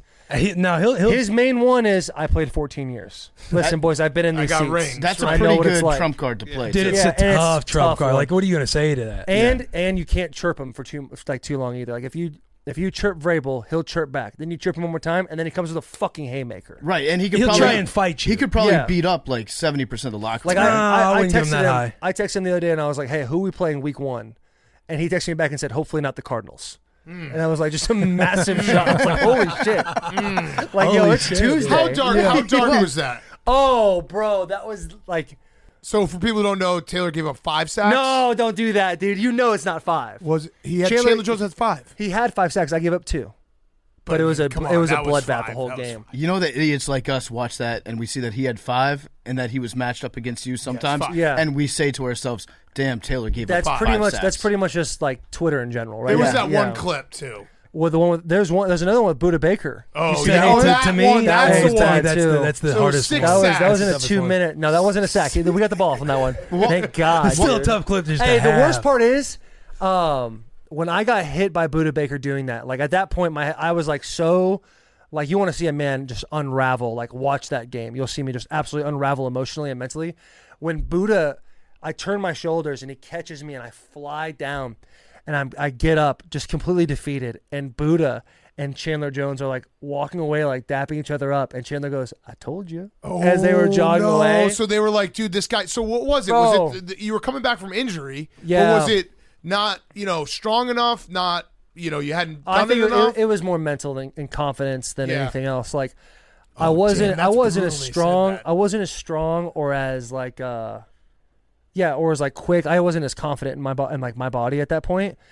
But I was like so like I had to be out there week one, and then I got out there week 1 and after the first series I was like, holy fuck, like this is gonna be a long day. Right. And then sure enough, dude, he took advantage of my ass. So if you're working on like the mental side of your game, obviously like in the moment when you hear something like that, you're having a tough game, it's tough not to like go into a big spiral, right? It's tough not to go into a bad negative place. Is there something that you've like learned from that experience where you can in the moment try to catch yourself and try to keep yourself from going like completely checked out? That's the only game in my life I've ever been in a situation where like it's like, hey, I just want to get the fuck out of here. Like that's this in this interview. Yeah. Well, no, right now I feel fine now. Yeah. The heat's kicked off. We got the cool interview. Yeah, that's right now. I know. I'm sitting over here asking Billy for water. I'm like searching around for water. PFT and I are Buda Baker and Chandler Jones right now. Oh my god. I'm Chandler. Hey, the worst part is the other day PFT. I posted something the other day and people kept tagging Chandler Jones and he commented on my Instagram. It was like, y'all keep posting tagging me in this stuff. It's a new year. And I just commented back and said, hey, don't be the bigger man. It makes it way worse. Even get it worse, bro. Dude, and he laughed. I'm like, God damn. Yeah. But sure, he's a great guy. He's a great guy. I'm actually interested to know, though, like, is there something that you can do? Is there, like, a mental tool that you can use in a game to get yourself to, like, snap yourself out of a bad mood? Well, there's been other games where I'm, like, not playing well. It's like, hey, it just is what it is. You go to the next series and you kind of just play. Like, that's never been a huge issue during a game for me. Like, it's been, like, before a game or after a game type of thing. But this game in particular, it was just where I was at mentally with my knee, where I was at also a little bit physically, where I was just like, I didn't feel like I belonged out there. And like there were points in the year I was telling Will this on our podcast, Bussin with the Boys, subscribe, rate 5 stars. I was telling on our podcast that like at some points last year, I'm like, how am I blocking these people? Right. Like, these guys got to be terrible if I'm blocking them, like even later in the year. And so it was just like the confidence was just totally shot the whole year, and it started with that week 1 for sure. So in the film room, do you consider just like, were you praying that you would get COVID after that game so you wouldn't have to go into the facility? But that's what I would have done. For sure. I would have like gone to a bar and just drank out of every glass that was just left behind. I would be, come on, give me the cocoa. Dude, it was actually a really cool thing that Vrabel did after the game. He like texted me, he's like, hey, come see me in my office. And whenever you get that after a game, it's usually like, oh fuck, dude, I must have done something wrong, or I didn't play well or something. And I knew I didn't play well, so I was like, oh, I'm about to get chewed out. And I get into Vrabel's office and he's like, hey, I want you to know, like, you didn't lose us that game. Like, we all played bad. We were going to lose the game regardless. Like, don't beat yourself up too much. Like, it's going to take time. And he was like very cool. And it was one of those rare moments where Vrabel was like, being nice. Yeah. Yeah, So, you know, well, no, I'm I actually know what you curious. mean. No, I'm curious, and both of you guys can answer this, but like, we as fans, we freak out to everything. Right. Like, As you a should. loss like that, we're stupid. We're like, Titans are trash. Cardinals are the best team in the world. And like for 8 weeks, the Cardinals were. Yeah, right. So how? I mean, I know it's cliche that's said to the media, like 1 week at a time. We don't get too high, too low. How do you actually do that? It never makes sense to me because like I would get so high and so low that it would. I wouldn't be able to do it. You know what I mean? Dude, I think so not playing, like being on the couch and watching games and then going in and doing it is like it gives you a perspective, because before I would get to the Raiders or the Titans, you'd sit there and watch games and you'd almost want to tweet something like emotionally or like just saying something, and then I would kind of resist. It's like, well, shit, I might be out there soon, so let me not say anything. But I think you just realize like you're in such a bubble in the season. It's hard to remove yourself. Like when Taylor was talking about social media and stuff earlier, there's just like a time where it's kind of like not taking yourself so seriously, because we're in a profession where all we fucking do is take ourselves so seriously. Right. That's all we do. It's alphas. It's people trying to figure this out. Like who's going to be macho? Who's going to be the man? Constantly posturing. I got to make the team. I can't look dumb in front of the coach. Oh, this dude laughed at me. I hope this person doesn't feel that way since he just laughed at me. And then you have the whole internet commenting about it. It's like, you're in such a bubble. And if you're like when I wasn't playing, and then once I this past year being on the Raiders and kind of enjoying that this could be my last year, my last time playing football, and just enjoying it for what it is, like the game of football, and people trying to bust my balls about not playing, and then I'm just like, I post pictures of myself standing on the sideline. It's just realizing that like shit isn't near as serious as you make it out to be. Right. Because that stuff blows over. In those few weeks, like after the whole Arizona stuff and the Rocky season, like there are weeks like you're sitting there talking to Taylor and like there's nothing you can really say with somebody, because you realize like they're like, you know, you're like in it. You're fucking in it. Right. Yeah. And there's in those situations there's no way to zoom out. Right. Like, there's no, and then then it's not as big of a deal. Right. And now he's months later talking about it in such detail on a podcast, because now you like gain perspective about what it actually was. And now next time you do it, he'll probably handle situations or in the moment when you're playing bad a lot differently, because you realize like, oh, this shit doesn't last forever. Like I'm fucking in this moment. And I just need to like get over the hump right now. I think a lot of other players probably appreciate the fact that you guys are kind of the ones that are like, I don't know how to say it, and like I've always heard British people say taking the piss, and I'm still not sure exactly what it means, but it's almost like you're like popping that balloon that everyone's like walking around so uptight, like you said, everything's super serious in the NFL, and then it takes one person to be like, wait, what the fuck? We can still joke about this, and then everyone's like, kind of deflates, and they're like, oh god, yeah, it's like refreshing to see that as a perspective. But in such like a high pressure situation, I feel like it's got to be healthy for a lot of guys to have some sort of outlet like you guys have. Like, I don't know, I feel like most players should have burner accounts if they don't have them already. Yeah, it sounds like you guys have a couple of issues right now about burner accounts. I have 2 burner accounts. Do you actually? Young Sound Bob and Content Kim. I have access to both their Twitter accounts. I started a burner account about a year and a half ago, and it changed my life. Like really? On Twitter. Oh man, I don't use it to like talk shit about anybody. Before you say anything else, I just tweet out all my worst opinions. Are you being dead serious right now? Yeah, it was a big thing. Okay. Billy had to try to hunt it down and figure out who I was. Did you figure it out? No, because he's a moron. Now, do you guys have the burner? Is it burner Reddit accounts that I'm reading, that I'm seeing? No. That's these are Twitter accounts. Yeah, burner Reddit accounts. If you're trying to get like your own propaganda out there, that's this is like the dude's name's Zeke or Deke or something, right? Yeah, that's sussing with the boys. Is that what KFC's all wrapped up about right now? Yeah, so he's trying to figure out who it is. I personally don't really care. I'm sure that some people here at the company talk shit about us on Reddit. Oh yeah, you'd have to assume. Absolutely, but it's a company completely based around content. Like you got to assume like there's going to be a way for people to vent, probably on Reddit or probably on Twitter. Yeah, that's what I do. I honestly don't care. Read it out loud. From Young Sound Bob. Hearing buzz in the office that Will Compton just retired from football and PMT. Bob. That might get some traction. But honestly, having a burner account, I think, is in a way mentally healthy. I think it's good to just be able to get the thoughts like out there, especially if you're like an NFL player and you're expected to, like always be buttoned up and everything you say is a reflection on the team. Yeah. There's definitely a way you have to be. I never in my life have thought about having another Twitter account or any other account that wasn't me. And so the thought of it is like it's a crazy thought. Because it would be all consuming, like especially when you guys, like Kevin Durant has talked about it, and I actually think he's been way better once his burner account got exposed, and he was able to just tweet his real thoughts from his real account, and he just goes after people. I think it's hilarious, and it's awesome, right? It's awesome. And he just goes after Kevin people. Durant. Yeah, my boy. He follows you, right? Yeah, my boy. Yeah, I mean he is one of the best players in the NBA, so he does get a little more leeway. Like you have to be really, really good. Got to be really good to be able to do that. When people say like locker room distractions, is there ever actually a distraction? Is ever anyone distracted by any of these distractions? Ooh, that's a good question. So. Yeah. I'm sure the answer is yes. Because I'm sure at one point there's got to be something that's like. Right. I'm sure Antonio Brown at one point was an actual distraction. But not because of what he posted online or anything, because he's Antonio Brown probably. Maybe he's something he posted online about balloon. somebody, his teammate or something like that. I don't know. He was kind of a distraction when he was going live from like post-game locker rooms when like Tomlin was talking to them and he didn't know he was live. Like that stuff. I think Juju did that too. Right. Like that's a bad move. Yeah, that's a really bad move. That's a move. That's exactly what it is. It's just a bad move. Yeah, right. That's a bad move. And it's not really distracting. Like if I saw that, I'm not like, oh, my season's fucked. You know what I'm saying? It would just be like, oh, okay. So I don't do that. Yeah. What would be an example? Well, I mean, Will, you were on the Raiders at the end of the year. They went through one of the craziest seasons. You weren't there when all that stuff went down, but between Henry Ruggs, between Gruden getting fired, like all these things, and they start they have a coach change. Like, what'd you sense when you were in the locker room? By the time I got there, like everybody, like I've spoken at length about Coach Bisaccia. Like everybody loved Coach Bisaccia. He was ready. Yeah, Foxhole guy. We bet on him a couple weeks in a row because Booger told us that, and he's the man, bro. And they have like a good locker room, so you couldn't really sense like any of the distraction that happened prior to that. But like a good example, like being in Washington, like when stuff was going down with like RG and Kirk Cousins, and RG having his comeback here, but he wasn't playing that well, and Kirk ends up taking over the job.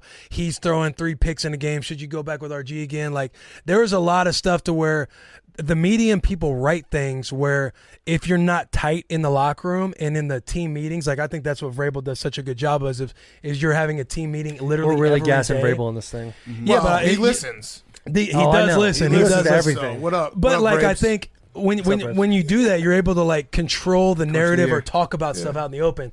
Whereas on Washington, there wouldn't be a whole lot of team meetings and you wouldn't talk about it. So a lot of news that you would see, you're reading online. So that in itself becomes a distraction because you're not necessarily getting it like from the head man or from any. You're not getting it direct. You're getting it from other sources. Can you confirm or deny a story that we've been told? I won't say who told us this, but in those days in DC, it was alleged that Colt McCoy was super well liked by everybody, right? And I think that's not far fetched to say that. Like that's one of Will's best friends. Everyone seems to like Colt McCoy. And he had a party. He decided he was going to have a barbecue at his house, and he invited everybody. Will loves barbecues. Kirk Cousins was a starting quarterback at the time, and Kirk Cousins got word on the street that there was this party going on. He got upset because he's the starting quarterback. He should be the one having everybody over. He found out that like his linemen and stuff were going to go to Colts. He put the word out that there was a party. Everybody was still going to go to Colts. He had to go to Coach Gruden, Jay Gruden, and be like, "Hey, can you tell Colt McCoy to not have his party?" Well, first he said trade him. Trade him. Yeah. First cut him or trade him. Secondly, can you tell him not to have his party at the same time that I'm going to have my party? And then allegedly everybody went to Kirk's party for like an hour and then left and had the real party at Colts. I was not at either of these parties, and I can't. Liar. Wasn't invited. No. Liar. Hand up, hand on anything. Liar. I was not at any of these parties, and I do not. I wouldn't say confirm or deny, but I don't remember Colt having like some barbecue party because again I wasn't invited. I guess. Would it surprise you to know that was true? Some stuff would be surprising, but some stuff not surprising. Oh wow, what an answer! You like that? What would not be surprising? He's saving it for his podcast. This is why we should never interview other podcasters. That's true. Fuck us, They'll dude. take all They've the juicy already stories. taken all of our stuff. It wasn't like guys did love Colt. Yeah, we got to unpack that for a second. What, you guys want me to ripping get you us out of this off? real quick? What? Unpack what? The fact that they think we stole their thing because they did a couple episodes in advance. They don't. No, but that's I the mean, thing. Though. you That's the guys- thing. Though. you guys They're clout not. chased They're us for a not while. actually trying to like. They're joking on us. They're trying to get. They're trying to get us. in. They're trying to divide. They're trying to They're trying to I get told their you audience. you could get under his skin. There was some guest we had on recently that fucking Will was in the mentions being sure, like, come look on at my show, please. That's Wait, what was that? We will Who do was that. What are you talking about? We had a guest we'll on poach recently. anybody. You're like, please come on my show. Well, the That's thing is, not like, fucking what true. was it? Oh, are we talking about Max? You were tagged in the same tweet I was tagged in. Take Max, come on, please come on our show. Somebody said he should come on our show. Yeah. And I responded you. to it. You said that. I saw- Max, please. My man Max favorited whatever somebody said to him coming on Bussin' with the Boys. So that's when I reached out and said, yo, you're more than welcome to come on Bussin' with the Boys. I honestly never have a problem with that because, like, No, I don't either. we We're did colleagues. that. We did that. Yeah, We're also I know. colleagues. Yeah, how do you guys start? That's You the guys funny automatically part. had all the guests, that's right? that's the oldest trick in the book. Is Yeah. to just be like, come on part of my take to discuss. It's funny to get you to have to explain it when I don't even need you to explain it, because I saw it and I was like, yeah, Max should go on with them. He's awesome. Are we colleagues that you root for? Yes. I root for all my colleagues. Is that true? Yeah. You root for all your colleagues? Yeah. Definitely. Do we, after this All week, of do them. we root for all of our colleagues? Let's talk about that for a little Some bit. of Let's them not change the maybe subject. not. I definitely root for everyone. Do you really? Yeah. Would you take a polygraph? Honestly, I don't. I never really root against somebody. Uh-huh. I don't Are have. there people you don't quote unquote fuck with in this building? Well, there are people that I'm closer with than I'm not closer with. That's fair. But do you get along with everybody here? I do not shun anyone. There's nobody that I will walk away from in the hallway.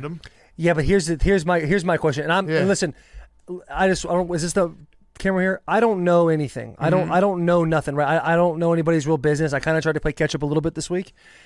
Why would you shun or not? I just don't want to be around him right now. I probably I'm at the end of the day, I'm probably too soft and give too many second chances. I told him to his face on Monday. I was like, at some point I'll be fine with you. Right now I'm just not. So there will be a moment, like summer's coming up. I won't be, people be out of the office a little bit. I would almost guarantee that by fall time, it's not like Mush and we won't have a relationship that we had before, because I considered him a friend. So that's the part that people miss. I considered him a friend, so that was part of it. But we'll be back to a point where you know what, we're not cool, but we're good. You guys will work together again. Yeah, there'll be a blemish. There'll There's be an just asterisk. a little bit of time that I need to just asterisk. fucking chill out and be like, I don't really want you sitting near me, and give me a month, and then I'll be good. And we're not going to be too much of a dead horse here, but I think I'm really you. asking. I'm really asking because I just want to know. chances. I want to know. Is what made you think? Okay, Is just because you're fucking boys with Hank like that? It was a lot of things. It was the fact that I'm very, very tight with Hank. I've been working with him for a decade.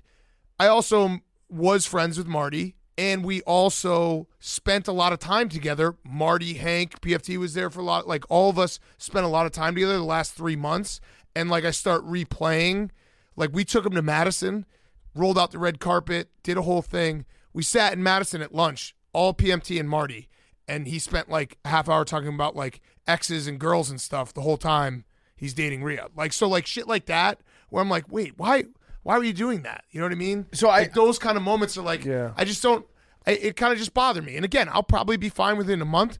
But when I heard and the way I heard, I was like, dude, that's not cool. We were literally on the road together for 2 months, and you could have said something then. Yeah, anything. So I don't feel anger about that. But when I look back on it is a sign that I don't know, it's a lack of trust maybe, because you don't you're clearly holding something back from people that I share everything with these guys, good, bad, whatever. It just is what it is. I'm never trying to play a chess match or anything like that. I feel once you start playing chess matches with people, you're going to get beat eventually, and you're going to make a bad move, and it's not worth the time and mental effort to do it. Which is why I'm not playing a chess match against Marty right now. Probably kick the shit out of him in a chess match if that was the case. You think so? You play chess like that? No, I'm guessing based on Marty. But I've been very. Here's the thing. I've been I don't feel like that's ever productive. I feel like there's so many more things that I can be using my mental energy on than actively trying to expend some of that on hating, so directing all that negative energy on somebody. I actually talked to him on the phone yesterday. This is breaking news. I talked to him on the phone yesterday for about 20 minutes, and I was like, dude, I just told him everything. I was like, listen, man, this is why I was upset. We're already 4 days past it, and I've already cooled down probably from 100. If I was 100 mad, I'm probably at 50 now. That's how fast I cool down. Yeah. I'm not a grudge guy. I don't spend time just hating things. So I told him that. I was like, look, dude, if you just keep your head down and we kind of stay out of each other's way for a couple weeks, month, whatever, we'll be good eventually. Yeah. So I just don't have time to hate people like that. But it was shocking. It was just the combination of everything. The way I found out, the fact that I considered Marty a friend, how close I am to Hank, all that stuff, throw it all together, that he sits next to us, that he sits next to Hank, throw it all together, and that's why I had my reaction. How, in a way that it would work out, where you didn't have any anger for Marty, what would you have liked to see happen if they were on us right away? Hey, we hooked up. Yeah. If Rhea and Marty were hey, we hooked up. Yeah. I think I would have. Is that Rhea? Yeah. If I had just had time. Sorry, no disrespect. Yeah. No. Hank found out. Hank found out a few weeks before everyone else found out, and he said that he was very mad for 48 hours. And then he was able to calm down. We got none of that. You know what I mean? Like we found out we were at the Canelo fight, and it was like, what's this? And then it was just So and obviously Marty doesn't have to tell me, but if he had, I think my reaction would have been a little different.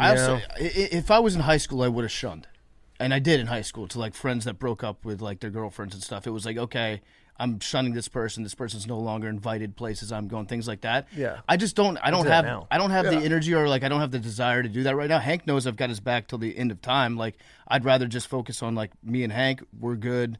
Anything he needs, I'm there for him. You name it, he's got it. Like, and Hank's proven like he's been so loyal. And I was actually telling these guys about this earlier. Like Hank in his new job, that's why he's not here right now. By the way, is he's running the company. But Hank, he didn't want to talk about burgers. Yeah, and he wanted to duck you. Hank has gotten a lot of shit over the years, like kind of as a joke, but sometimes from people that don't understand the joke, saying all he does is press record. Hank is a genius in his own way. Like everything he touches works. I think it's a perfect role that he's got. So I'm very happy to see him. I want to support Hank moving forward. I just don't feel the need to I'm not going to go out of my way to just I don't have that negative energy to give out. Yeah, and my shunning is not like it was just literally just move seats. Like I told Billy he had to go to the thing last night with him. It's not like I'm going to just actively be trying to stop him every spot. Just, I don't want to. I probably am a little bit too overprotective of Hank. I'll hand up. Well, you know what I mean? If I'm Hank, I've known him since he was 18. If I'm Hank and if this whole thing goes down in the last 72 hours, not just Tom Brady, but it seems like everyone's kind of you're Team loved. Hank in a sense. Damn, good for him. Yes. Yeah. Yes. He's got to be doing a deal. I have 2 more questions because we got to wrap up. I got to run to the yak. One is for you, Taylor. Your tattoos. Yeah. I want to be a tattoo guy. Okay. I don't know how to start. Pinterest. I love your tattoos. Do you? Yes. No, I legitimately think you have very cool tattoos. Thank you very much. Honestly, I'd go to Pinterest right away. Do you care if they have meaning or not?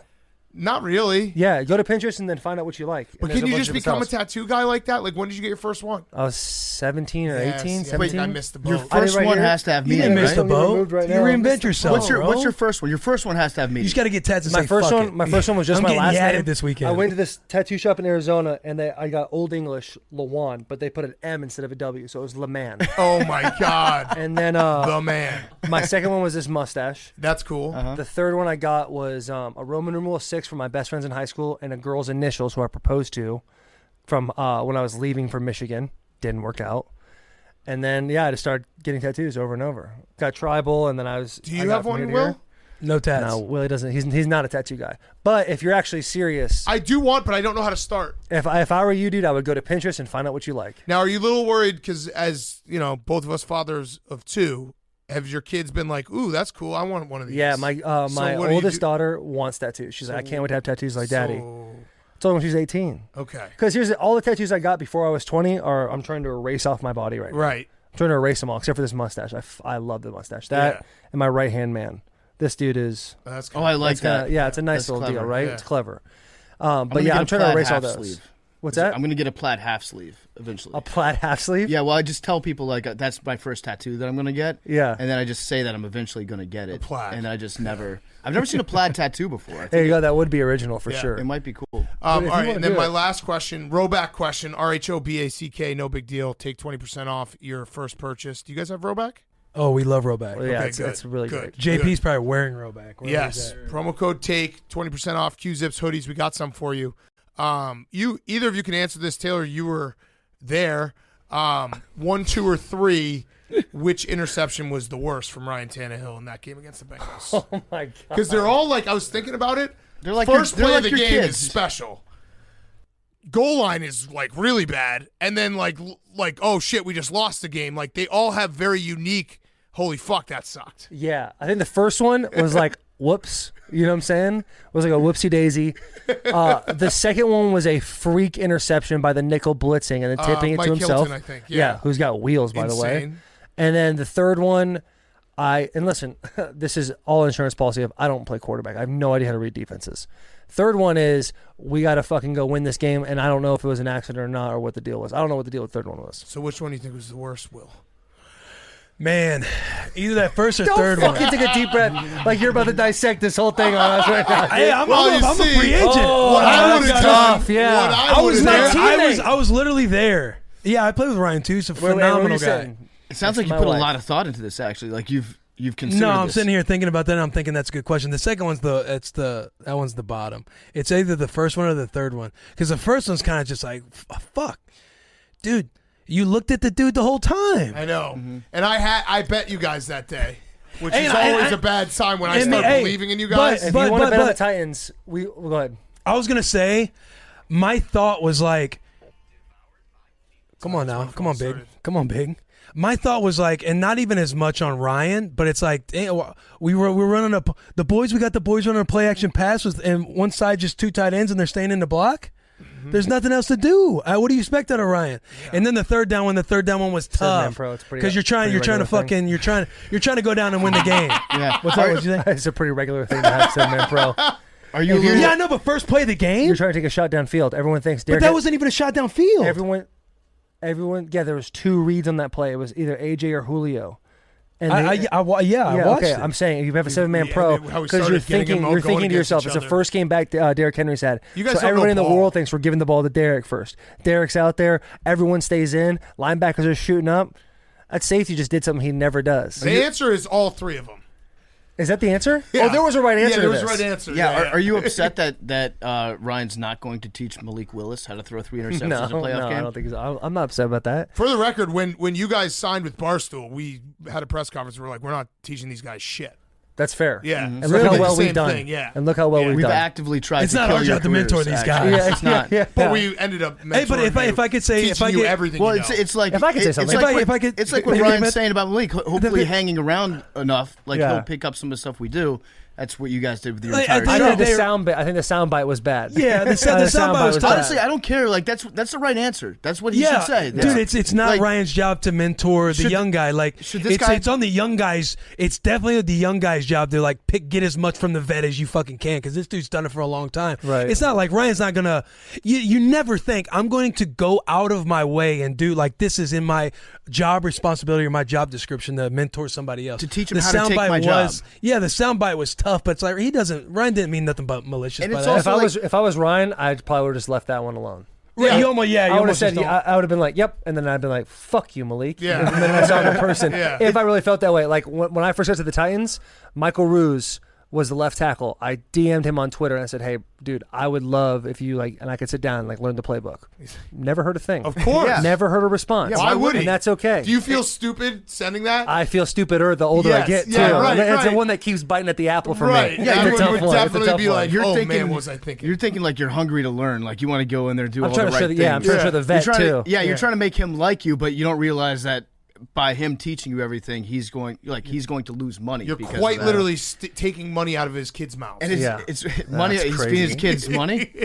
Kid's mouth. I think his kid's money's mouth. Money out of his kid's mouth. If he was like 42 years old, I think it's a fair question to ask Ryan Tannehill. But like he's still like kind of in the prime of his career, right? Yeah. Like why would he be expected to teach this guy? Yeah. I mean, that's a tough deal. Also, had a question to ask you. Billy has this theory about the guy that you just mentioned, Derrick Henry. So he's a Billy. All right, well, I'm with this. Could you bring up the first? Great running back, Why right? does Billy have a pad and a pen? He's The got first this interception question of that written Use an down. iPad or you wrote it down? Yeah, because he had a bad experience with Ryan Whitney earlier this week. So I know you want to bury him. No. I don't want to. For the record, Will's trying to bury No, Ryan I'm not. Tannehill. No, I'm not. I wanted to see for you, something. Taylor, I'm not going to do it. Don't listen. Don't let him try. Listen, last time you started playing that game, Dan, what happened? Last time you played that game. I had to kill myself. Yeah, you had to kill yourself. We will have talked to your son. Yeah. That was tough. My son texted them and said, "Why is my daddy hanging from the ceiling?" Yeah, what a bit you stayed. Dude, that shit was so funny. That shit was so funny. They were fucking with me, and I just pretended that I committed suicide. And my son took the phone and was like, "Why is my daddy dead?" Nothing says humor like murder or killing yourself. Or go ahead, Billy. What you got, buddy? Yeah, what you got, Billy? And with this, I had this theory that Derrick Henry has super long legs for his height, like the I didn't kill my family, proportion PFT. Of his legs, the rest of his body. I feel like it's actually detrimental in short yardage between the tackles because people can wrap up his legs more. And there's been a couple times where it's been proven right, but every time he does well in short yardage, it's in a sweep or he's bouncing out of the tackles. Yeah. So that's just something to think about. If you listen to Bussin with the Boys, this has been talked about in length. That's his build. Your boy RC brought that up. Yeah. Ryan you Clark guys said have he'd talked meet about Derrick this. Henry in the hole, no problem. Right. Go up high on him. Yeah. I think, no, I don't think it matters. I think he's big and tall, and I think a lot of people had come at him for that. But I mean, he's insane. I mean, I'm not saying anything about that. He's but it's just insane. You can't. You're saying his long legs are detrimental in short yardage. Yeah, I just think everybody's like, oh, Derrick Henry, 4th and 1, Derrick Henry would have been the MVP this year if he didn't get hurt. Yeah, 100%. I'm not saying he's bad. That. Same with me. Yeah, I would have been MVP too. No, if I hadn't gotten hurt, I would. No, that's what I'm saying. Yeah, if I'm playing the entire year, I'm probably getting Defensive Player of the Year. You think so? Yeah, why not? You can't prove him wrong. RG3 would have won 9 Super Bowls. Just like if the Titans signed me, we're winning a Super Bowl. You did say that. That's a fact. You did say that. For the boys. That's crazy. The boys. Yeah. That's wild. All right. Well, we appreciate you guys. Bussin' with the boys. Go check it out. YouTube, podcast. They're very, very funny. You can go back, listen. They had Bert on a couple weeks ago. They had KFC and Fights on. We got to come down. We'll come down. We need you to come down. Yeah, are you guys actually come down? You're just saying that. No, I'm actually. I might be in Nashville in 3 weeks. We'll be here. There. Are you really? I think so. Yeah. I think I'm going to be down there. We'll exchange our numbers. We'll figure it out. Sounds good. But we appreciate you guys. Everyone go check them out. They are very, very funny, and we root for them because they are our colleagues. Thanks, guys. Thank you, guys. Bussin' with the boys. Boys, we're brought to you by SoFi. We love SoFi. Getting your money right is easier with SoFi, the first investing platform to offer stocks, ETFs, automated investing, and cryptocurrency too, all in one app. Whether you're eager to get started with investing or you already know the ropes and you want to diversify your portfolio, SoFi has your back. No commissions on trading stocks and ETFs. That's right, no commissions on trading stocks and ETFs. Plus, no account fees or hidden fees. You can use fractional shares that start as low as $5 to buy brand name stocks, even if you don't have a couple grand lying around. They have complimentary financial planners that are ready to help with any questions, whether you're stuck on where to start or if you need help deciding what to do next. Save for retirement with traditional Roth and SEP IRAs. We love SoFi. I downloaded the app the other week. They're hooking us up with these accounts. We're going to be trading stocks. We're going to be buying ETFs. We're going to be doing all sorts of stuff. And we love SoFi. Again, they've got no commissions on their trading stocks or ETFs and no account fees. And they've got those fractional shares. So they start as low as $5. You can buy name brand stocks even if you don't have a bunch of money ready to trade with. We love SoFi. You can check them out by going to SoFi.com/take.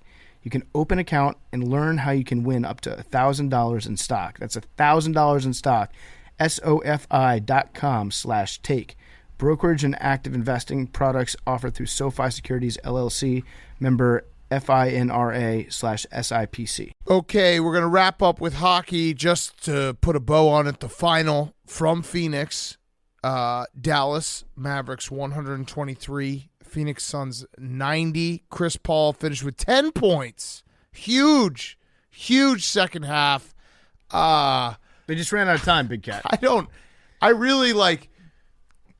I actually am mad at Chris Paul. Oh, I am too. I'm furious at him. He robbed us. I'm not mad. I'm just disappointed. Well, no, I'm mad because that was such an ass kicking. That was such an embarrassment that there's a small part of me that feels bad. And I don't want to feel bad. I want to revel in this. I want to have fun with it. But there's a small part of me that's like, holy fuck.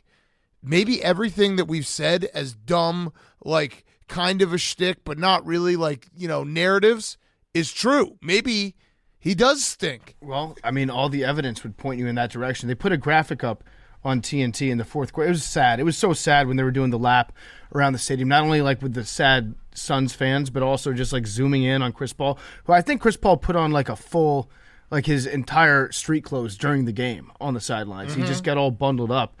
But they put this thing up there. I'm pulling up the exact graphic right now that detailed Chris Paul's history in the playoffs.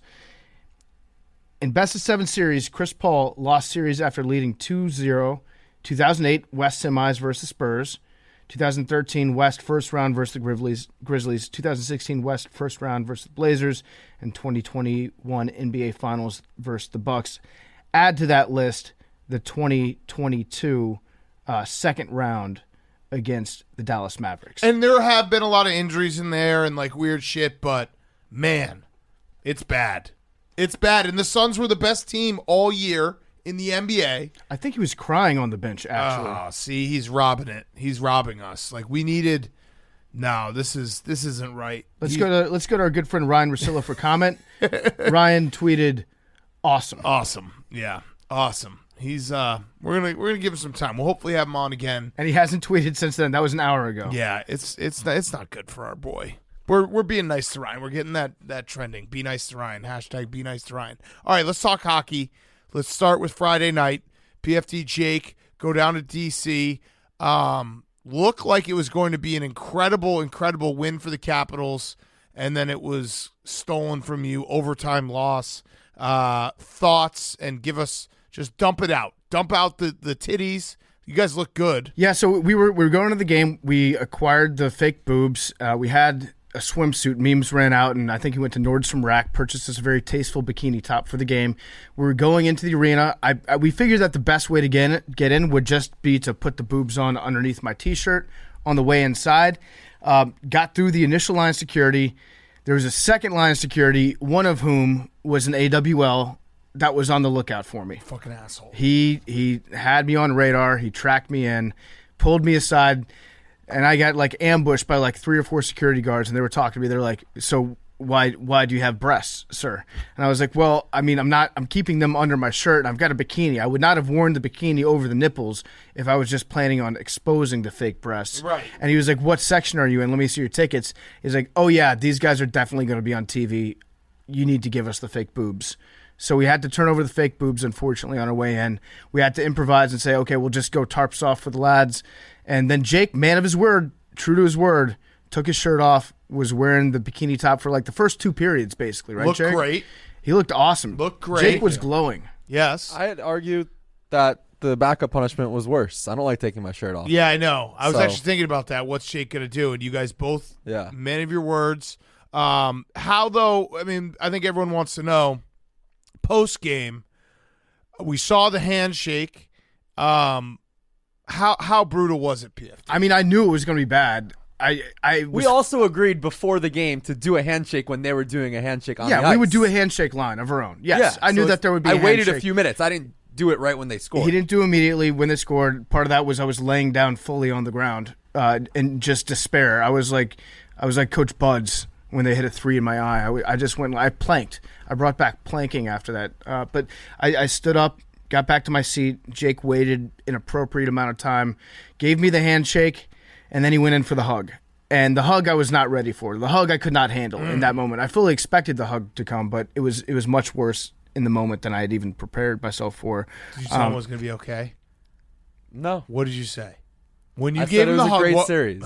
And it wasn't that great of a series. I still maintain a good series. It wasn't that great. It's a good series. Stop it. Jake. You're right. It was a good series. I maintain that if that empty net goal goes in on Monday, that the Capitals win that series.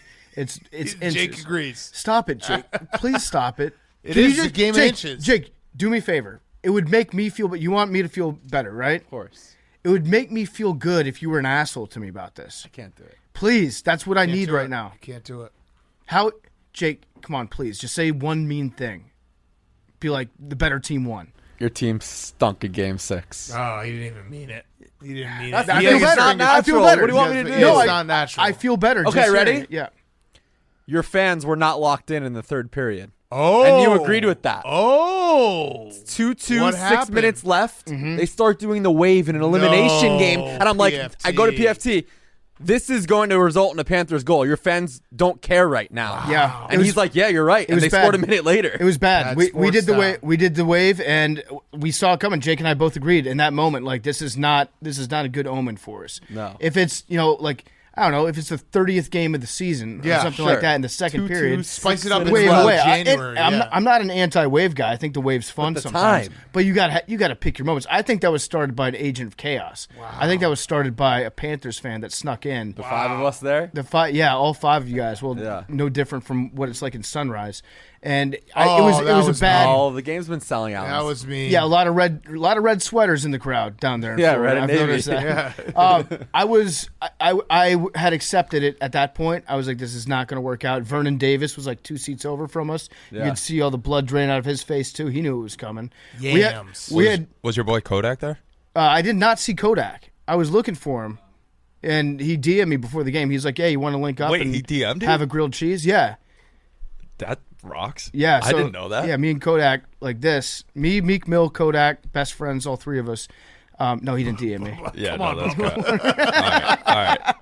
That was one of that those situations that Bubba was so pumped to maybe be like one away from Kodak. They let yourself believe that. The time you took a picture with Uzi was like one of the best days of my life. Yeah, I was like, there's a chance I might meet him. I have a mean comment. Another mean comment. Oh, now you're just unloading the clip. Okay, all right, yeah. What just happened was I poked a little hole in the dam, and now it's all flooding out. Let's go. Well, I want to do what you asked me to do. Yeah, So, do it. PFT was wearing a Caps hat, a Caps shirt, a Caps shoes, and his Lucky Caps jeans. I bought a Panther shirt at the NHL store the day before and ended his season. Wow. Shut the fuck up, Jake. That's. I mean, it's all true. Memes chime in. Jake also gave PFT a game puck. Oh, that's so nice. Another little story. There was a crack in between the bench. Again, fortunate for first row behind the bench. There was a crack in between the bench and our seat. My phone, beginning of second period, I was taking off my shirt for the bikini. My phone falls off my lap into the crack. The usher's like, we can rip apart the glass after the game, but you have to wait. And then when they got my phone after the game, there was a puck there too. Wow. So you gave him a puck. I gave him a puck and he threw it, and it almost hit an usher. Oh, yeah, in the middle of the concourse. Well, I didn't want it. I didn't want the losing puck. That's very nice. That's just it's just a memory of pain that you tried to give me. It was bad, but you know what? Tom Wilson being out the entire series, it was just not our year to begin with. So sounds like an excuse. Jake, shut the fuck up. I have a spin zone for you. I know. And I love Jake. I love him to death, and he knows that this is all coming from a place of love deep down inside. But it was tough. And then after the game, we went out to a bar, and I got obliterated at this bar, just like absolutely drowned myself. I ordered the biggest drink. It was like, I think they call it like a mega mule. It was a Kiev mule, but it was about 7 times the size of a normal one. And I drank almost all of it by myself. Lost my jeans. I lost my pants in the bar. For the better. So they just belong to the city right now. Somebody in Washington, D.C. has my oversized pants, and that's just, you leave everything on the ice in the last game. I'm going to take a wild guess and say they just threw them out. No. Definitely Sounds not. like these are sweet. That's a piece of DC. Do you think the sports boobs are history. just in the security office of Capital One Yeah, Arena? that guy's horny. He Yeah. probably took him home. Well, also, how does someone who's a fan of this show like try to do that to us? Mm-hmm. He robbed. Shame on that person. He robbed everyone. I'm suspending that security guard. You're listening right now. You seemed like a nice You're guy. scumbag. But you're suspended for 2 episodes listening to part of my take. You know what? I hope that we get a situation where we have the same thing happen in that same arena, and you try to confiscate my own personal breasts, and then I sue you for life. There was another security guard that came over, I think before overtime started, and he made us put our shirts on, even though I was covering 2 out of my 4 nipples, so it wasn't. If you were a even hot obscene. chick, it would have been fine. Exactly. This is bullshit. It's tough being a guy sometimes. Guys getting persecuted. I have a spin zone for you. All right, hit me. You're not a Maple Leafs fan. That's true. So I kind of was this year. Yeah, that is true. Yeah, but the Maple Leafs, the Toronto Maple Leafs, lose Game 7. That was the other notable. We had a bunch of Game 7s. The Bruins lost to the Hurricanes. The Edmonton Oilers won while everyone was sleeping. I assume everyone was sleeping. Very late at night. Connor McDavid. But the Maple Leafs, that was the 5th time in a row, 5 years in a row, that they lost a win-or-go-home game. The only reason I'm not saying Game 7 is because that stupid bubble where it was a 5-game series, they lost in the 5th game. It is so bad for them. They've done it every single which way. They haven't won a series since 2004. They now will be drafting players in this year's draft that will be born after they last won a playoff series, which is incredible. That's good, though. Yeah, I guess. Yeah, in a way. Yes, you're right. Because in a way. I usually their history. I usually don't put any stock into like the old stats that are like, well, the Maple Leafs, when they play against the Kings in the Stanley Cup Finals, haven't won a game since like XYZ or whatever it is. Probably never happened, actually. But, like the ones that they always bring out of like the history between these two teams, yeah, I don't really put that much stock in it. But it's got to be good for Toronto having players that have absolutely no comprehension whatsoever about the history of your team. Yes, it is. I mean, they have now they're 10 straight. They have 10 straight losses in games that could close out a series. Think about that. So in the last 5 years, they've been up 3-2 twice and 3-1 another time. They were up 3-1 last year against Canadiens. They have had 10 straight losses in closeout games, And that's not even throwing in the like all their recent terrible string of luck in the last 5 years. I completely forgot. I went back and I looked at their playoff history. That Game 7 in 2013 against the Bruins when they were up 4-2 with 2.5 minutes left and gave up 2 goals in 31 seconds and then lost in overtime. It's tragic upon tragic. They were fighting each other, which I was thinking about it. I'm a fan of that. I think that at some point you just have to fight each other to iron sharpens iron. In the concourse, there was videos. And then they also had the quote, which was kind of taken out of context, but it's still, I ran with it. Most people ran with it. It was a real quote. Let me just pull it up real quick. Shit. If I'm the Maple Leafs, I got to release a statement. I got to do the Tampa Bay Lightning thing and put out the most sad, pathetic statement about how bad your team is. Yes. And be like, we're going to learn from this. You will never see a team work as hard as we do. Yes, exactly. Sheldon Keefe said after the series they got a lot more respect in the post-series handshake line from the Lightning than after previous losses. That's good. That's improvement. Huge. It's baby steps. He did go on to say we're not in the respect game, we're in the winning game. We've got to find a way to do that. So that is the full quote, but just saying we got a lot more respect, hey, that's a win. You guys, people are respecting how you lose. They won Game 8 of the series. They won Game 8. They won we walked away basically undefeated in Game 8. The Lightning, Jake Marston. Yeah, exactly. They're like, you guys played you guys were way better than we thought. Jake, did you plan on giving me the full hug, or was that a spur of the moment thing? No, that's out of no, his spur of the playbook. moment. No, that's out of his playbook. A lot of people were saying like, oh, he's doing the Musselman thing to you. I was like, no. I think this was just like Jake wanted to hug me. Also, the players do that too. Not all of them, but some of them who have a lot more respect than usual. Like they go in for the hug. You were giving definitely the goalies. You were doing always do it. Double respect. Yeah, of course. So much respect.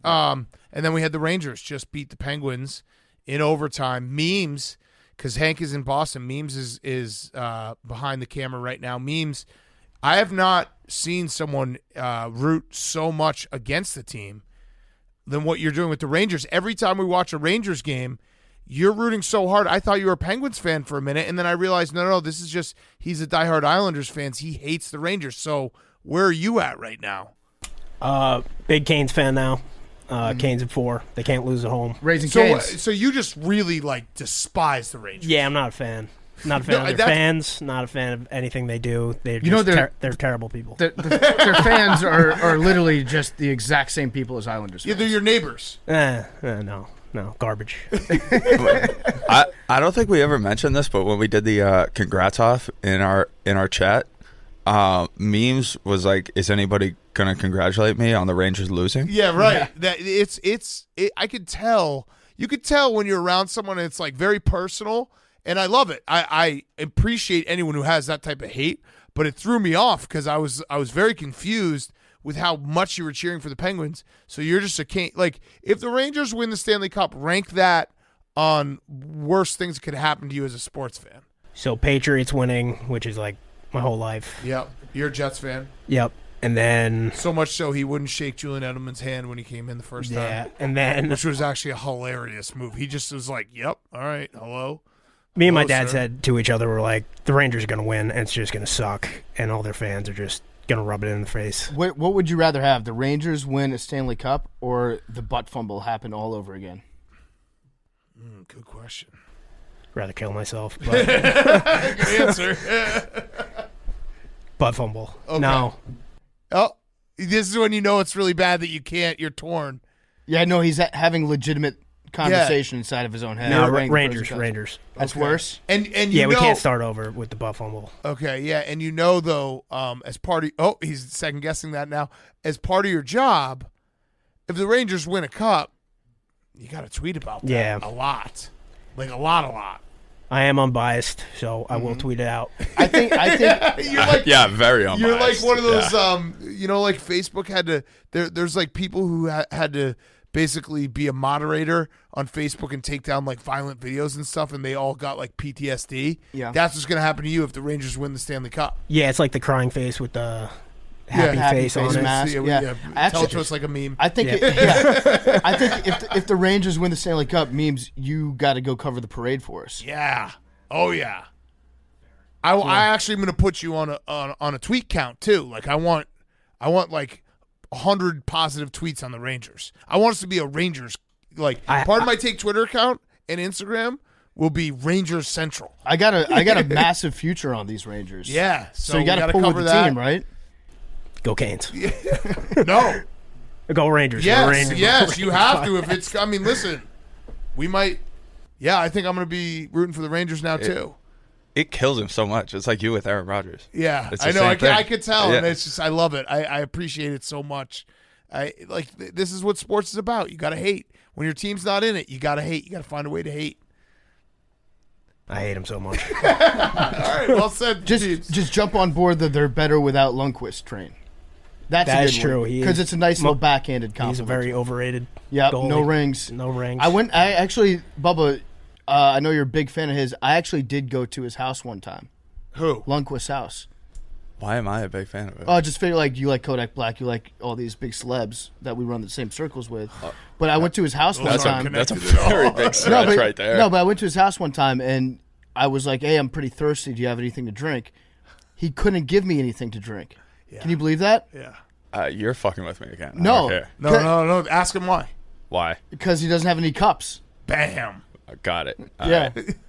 That was Frank Fleming original. That's a Frank the Tank joke. I mean, the Ovi with the bag of golf clubs gift. The best. I mean, that happened for 10 years straight. That's why we have to. That's why to put a cap on this whole podcast. That's why we have to cherish Chris Paul and what he brings to us, because narratives that we can just believe in, even though the player is very, very good, Hall of Famer. They're just so much fun. Mm-hmm. They're also, great. I never got the Ovi golf clubs thing. He's not a golfer. Have you ever? What about Ovi screams? He probably killed Putin. The Caps losing probably sent Putin over the edge. Ovi, the first time he ever played golf, had a hole-in-one on his first hit. On his first hit? There's no way that's true. Look Kim that Jong-un thing? Yeah, no, I swear to God, it's on tape. What? Okay. Yeah, first time he ever. No way. Ever. That's possible. Ever. I don't know if it was his first time ever hitting the ball, but the first golf outing he ever went on, he hit a hole. On the first hole. Wait, par threes are not hole one. I bet Billy believes too that Kim Jong got a 30. No, dude, it was posted to. But a par 3 never leads off. That's very rarely hole one. Let me find. I would say never. I would be a par 3 course. Or pitch and putt. Also, shout out Albert Pujols for pitching. No. It was scratch that from the record. It was very cool. Fat fuck. It was very cool. According to golf.com, Alexander Ovechkin made a hole-in-one during his first ever round. Okay, that's a little According different. To golf.com. You said the first swing he ever took with a golf club. First swing, first hole, boom. You know this podcast is recorded, and I know. Your words. There was a little hyperbole there, but it's still crazy. The first time he ever went golfing. That is crazy. That is crazy. So speaking of Ovechkin and golf. He's a really good golfer. He's a great golfer. I don't know if he's a good golfer, but he's a lucky golfer. Oh, he got a hole-in-one. On his first swing. Yeah. He's a good golfer. Sources are saying. By the way, Billy definitely, he did report that Vladimir Putin was dead. Low-key. Off the air. No, but he said it low-key, so that means that there could be a chance he's not. He's our John Cena. Yeah. Low-key, Putin might be dead. I shot him down. Yeah. Low-key. What? When does it become high-key? When he's high-key dead. Oh, he's got to be dead to be high-key dead, or wouldn't he not just be dead? Well, there's stuff going on. I think when The Rock tweets about it, he's high-key dead. Okay. Yeah. All right, good show, everyone. Also, the Flames and Stars are playing, but there we go. There was your mention. There are a lot of people that come to this podcast. Why does Shaq have a cowboy hat on right now, too? Because the Mavericks. Okay. Yeah. And the women, San Antonio. Yes. Sure. Charles Barkley did say that once. 6. Several times. Charles Barkley, not Shaq, did Churros. say that. Yes. All right, numbers. What's Chris Paul's number? 6. 3. 25. I'm going to go with 13 again. Is out of play. Oh, it's out of play. Unless we put it back in. No. Is Chris Paul 13? CP3. But is he? Did he actually change where? numbers? I don't know. I'm going to go with... No, he just chokes. 28. What do you got, Memes? Did Billy pick 69? 69. No, 68. Okay. No, he's 3. He is 3. I don't know why I thought he was 3. Oh, USA. Yeah, there it is. I'm so smart at sports. 28. That's totally what I meant. 18. Oh my God! You made me win it with a different number. You said win it with a different team. That's my number, and then I changed it. Wow. Wow. Wait, Hank probably would have taken 18. Yeah. He loves that. Raccoons have thumbs. Really? Yeah, watch them. Just Google raccoons washing their hands. It's actually freaking nuts. Love you guys. That's crazy. All right, Putin. Long time still. Love to guess that ass.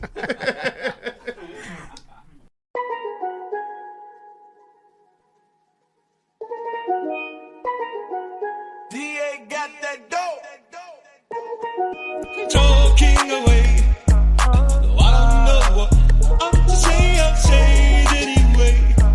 Today's another day to find you shying away. I'll be coming for your love all day. Shying away. I'll be coming for your love all day. Take on me. Take me on. I'll be gone. And I'll take needless to say, I'm on the sentence, but I'm stolen away. Slowly learning that life is okay. Say after me, it's no better to be safe than sorry. Say after me.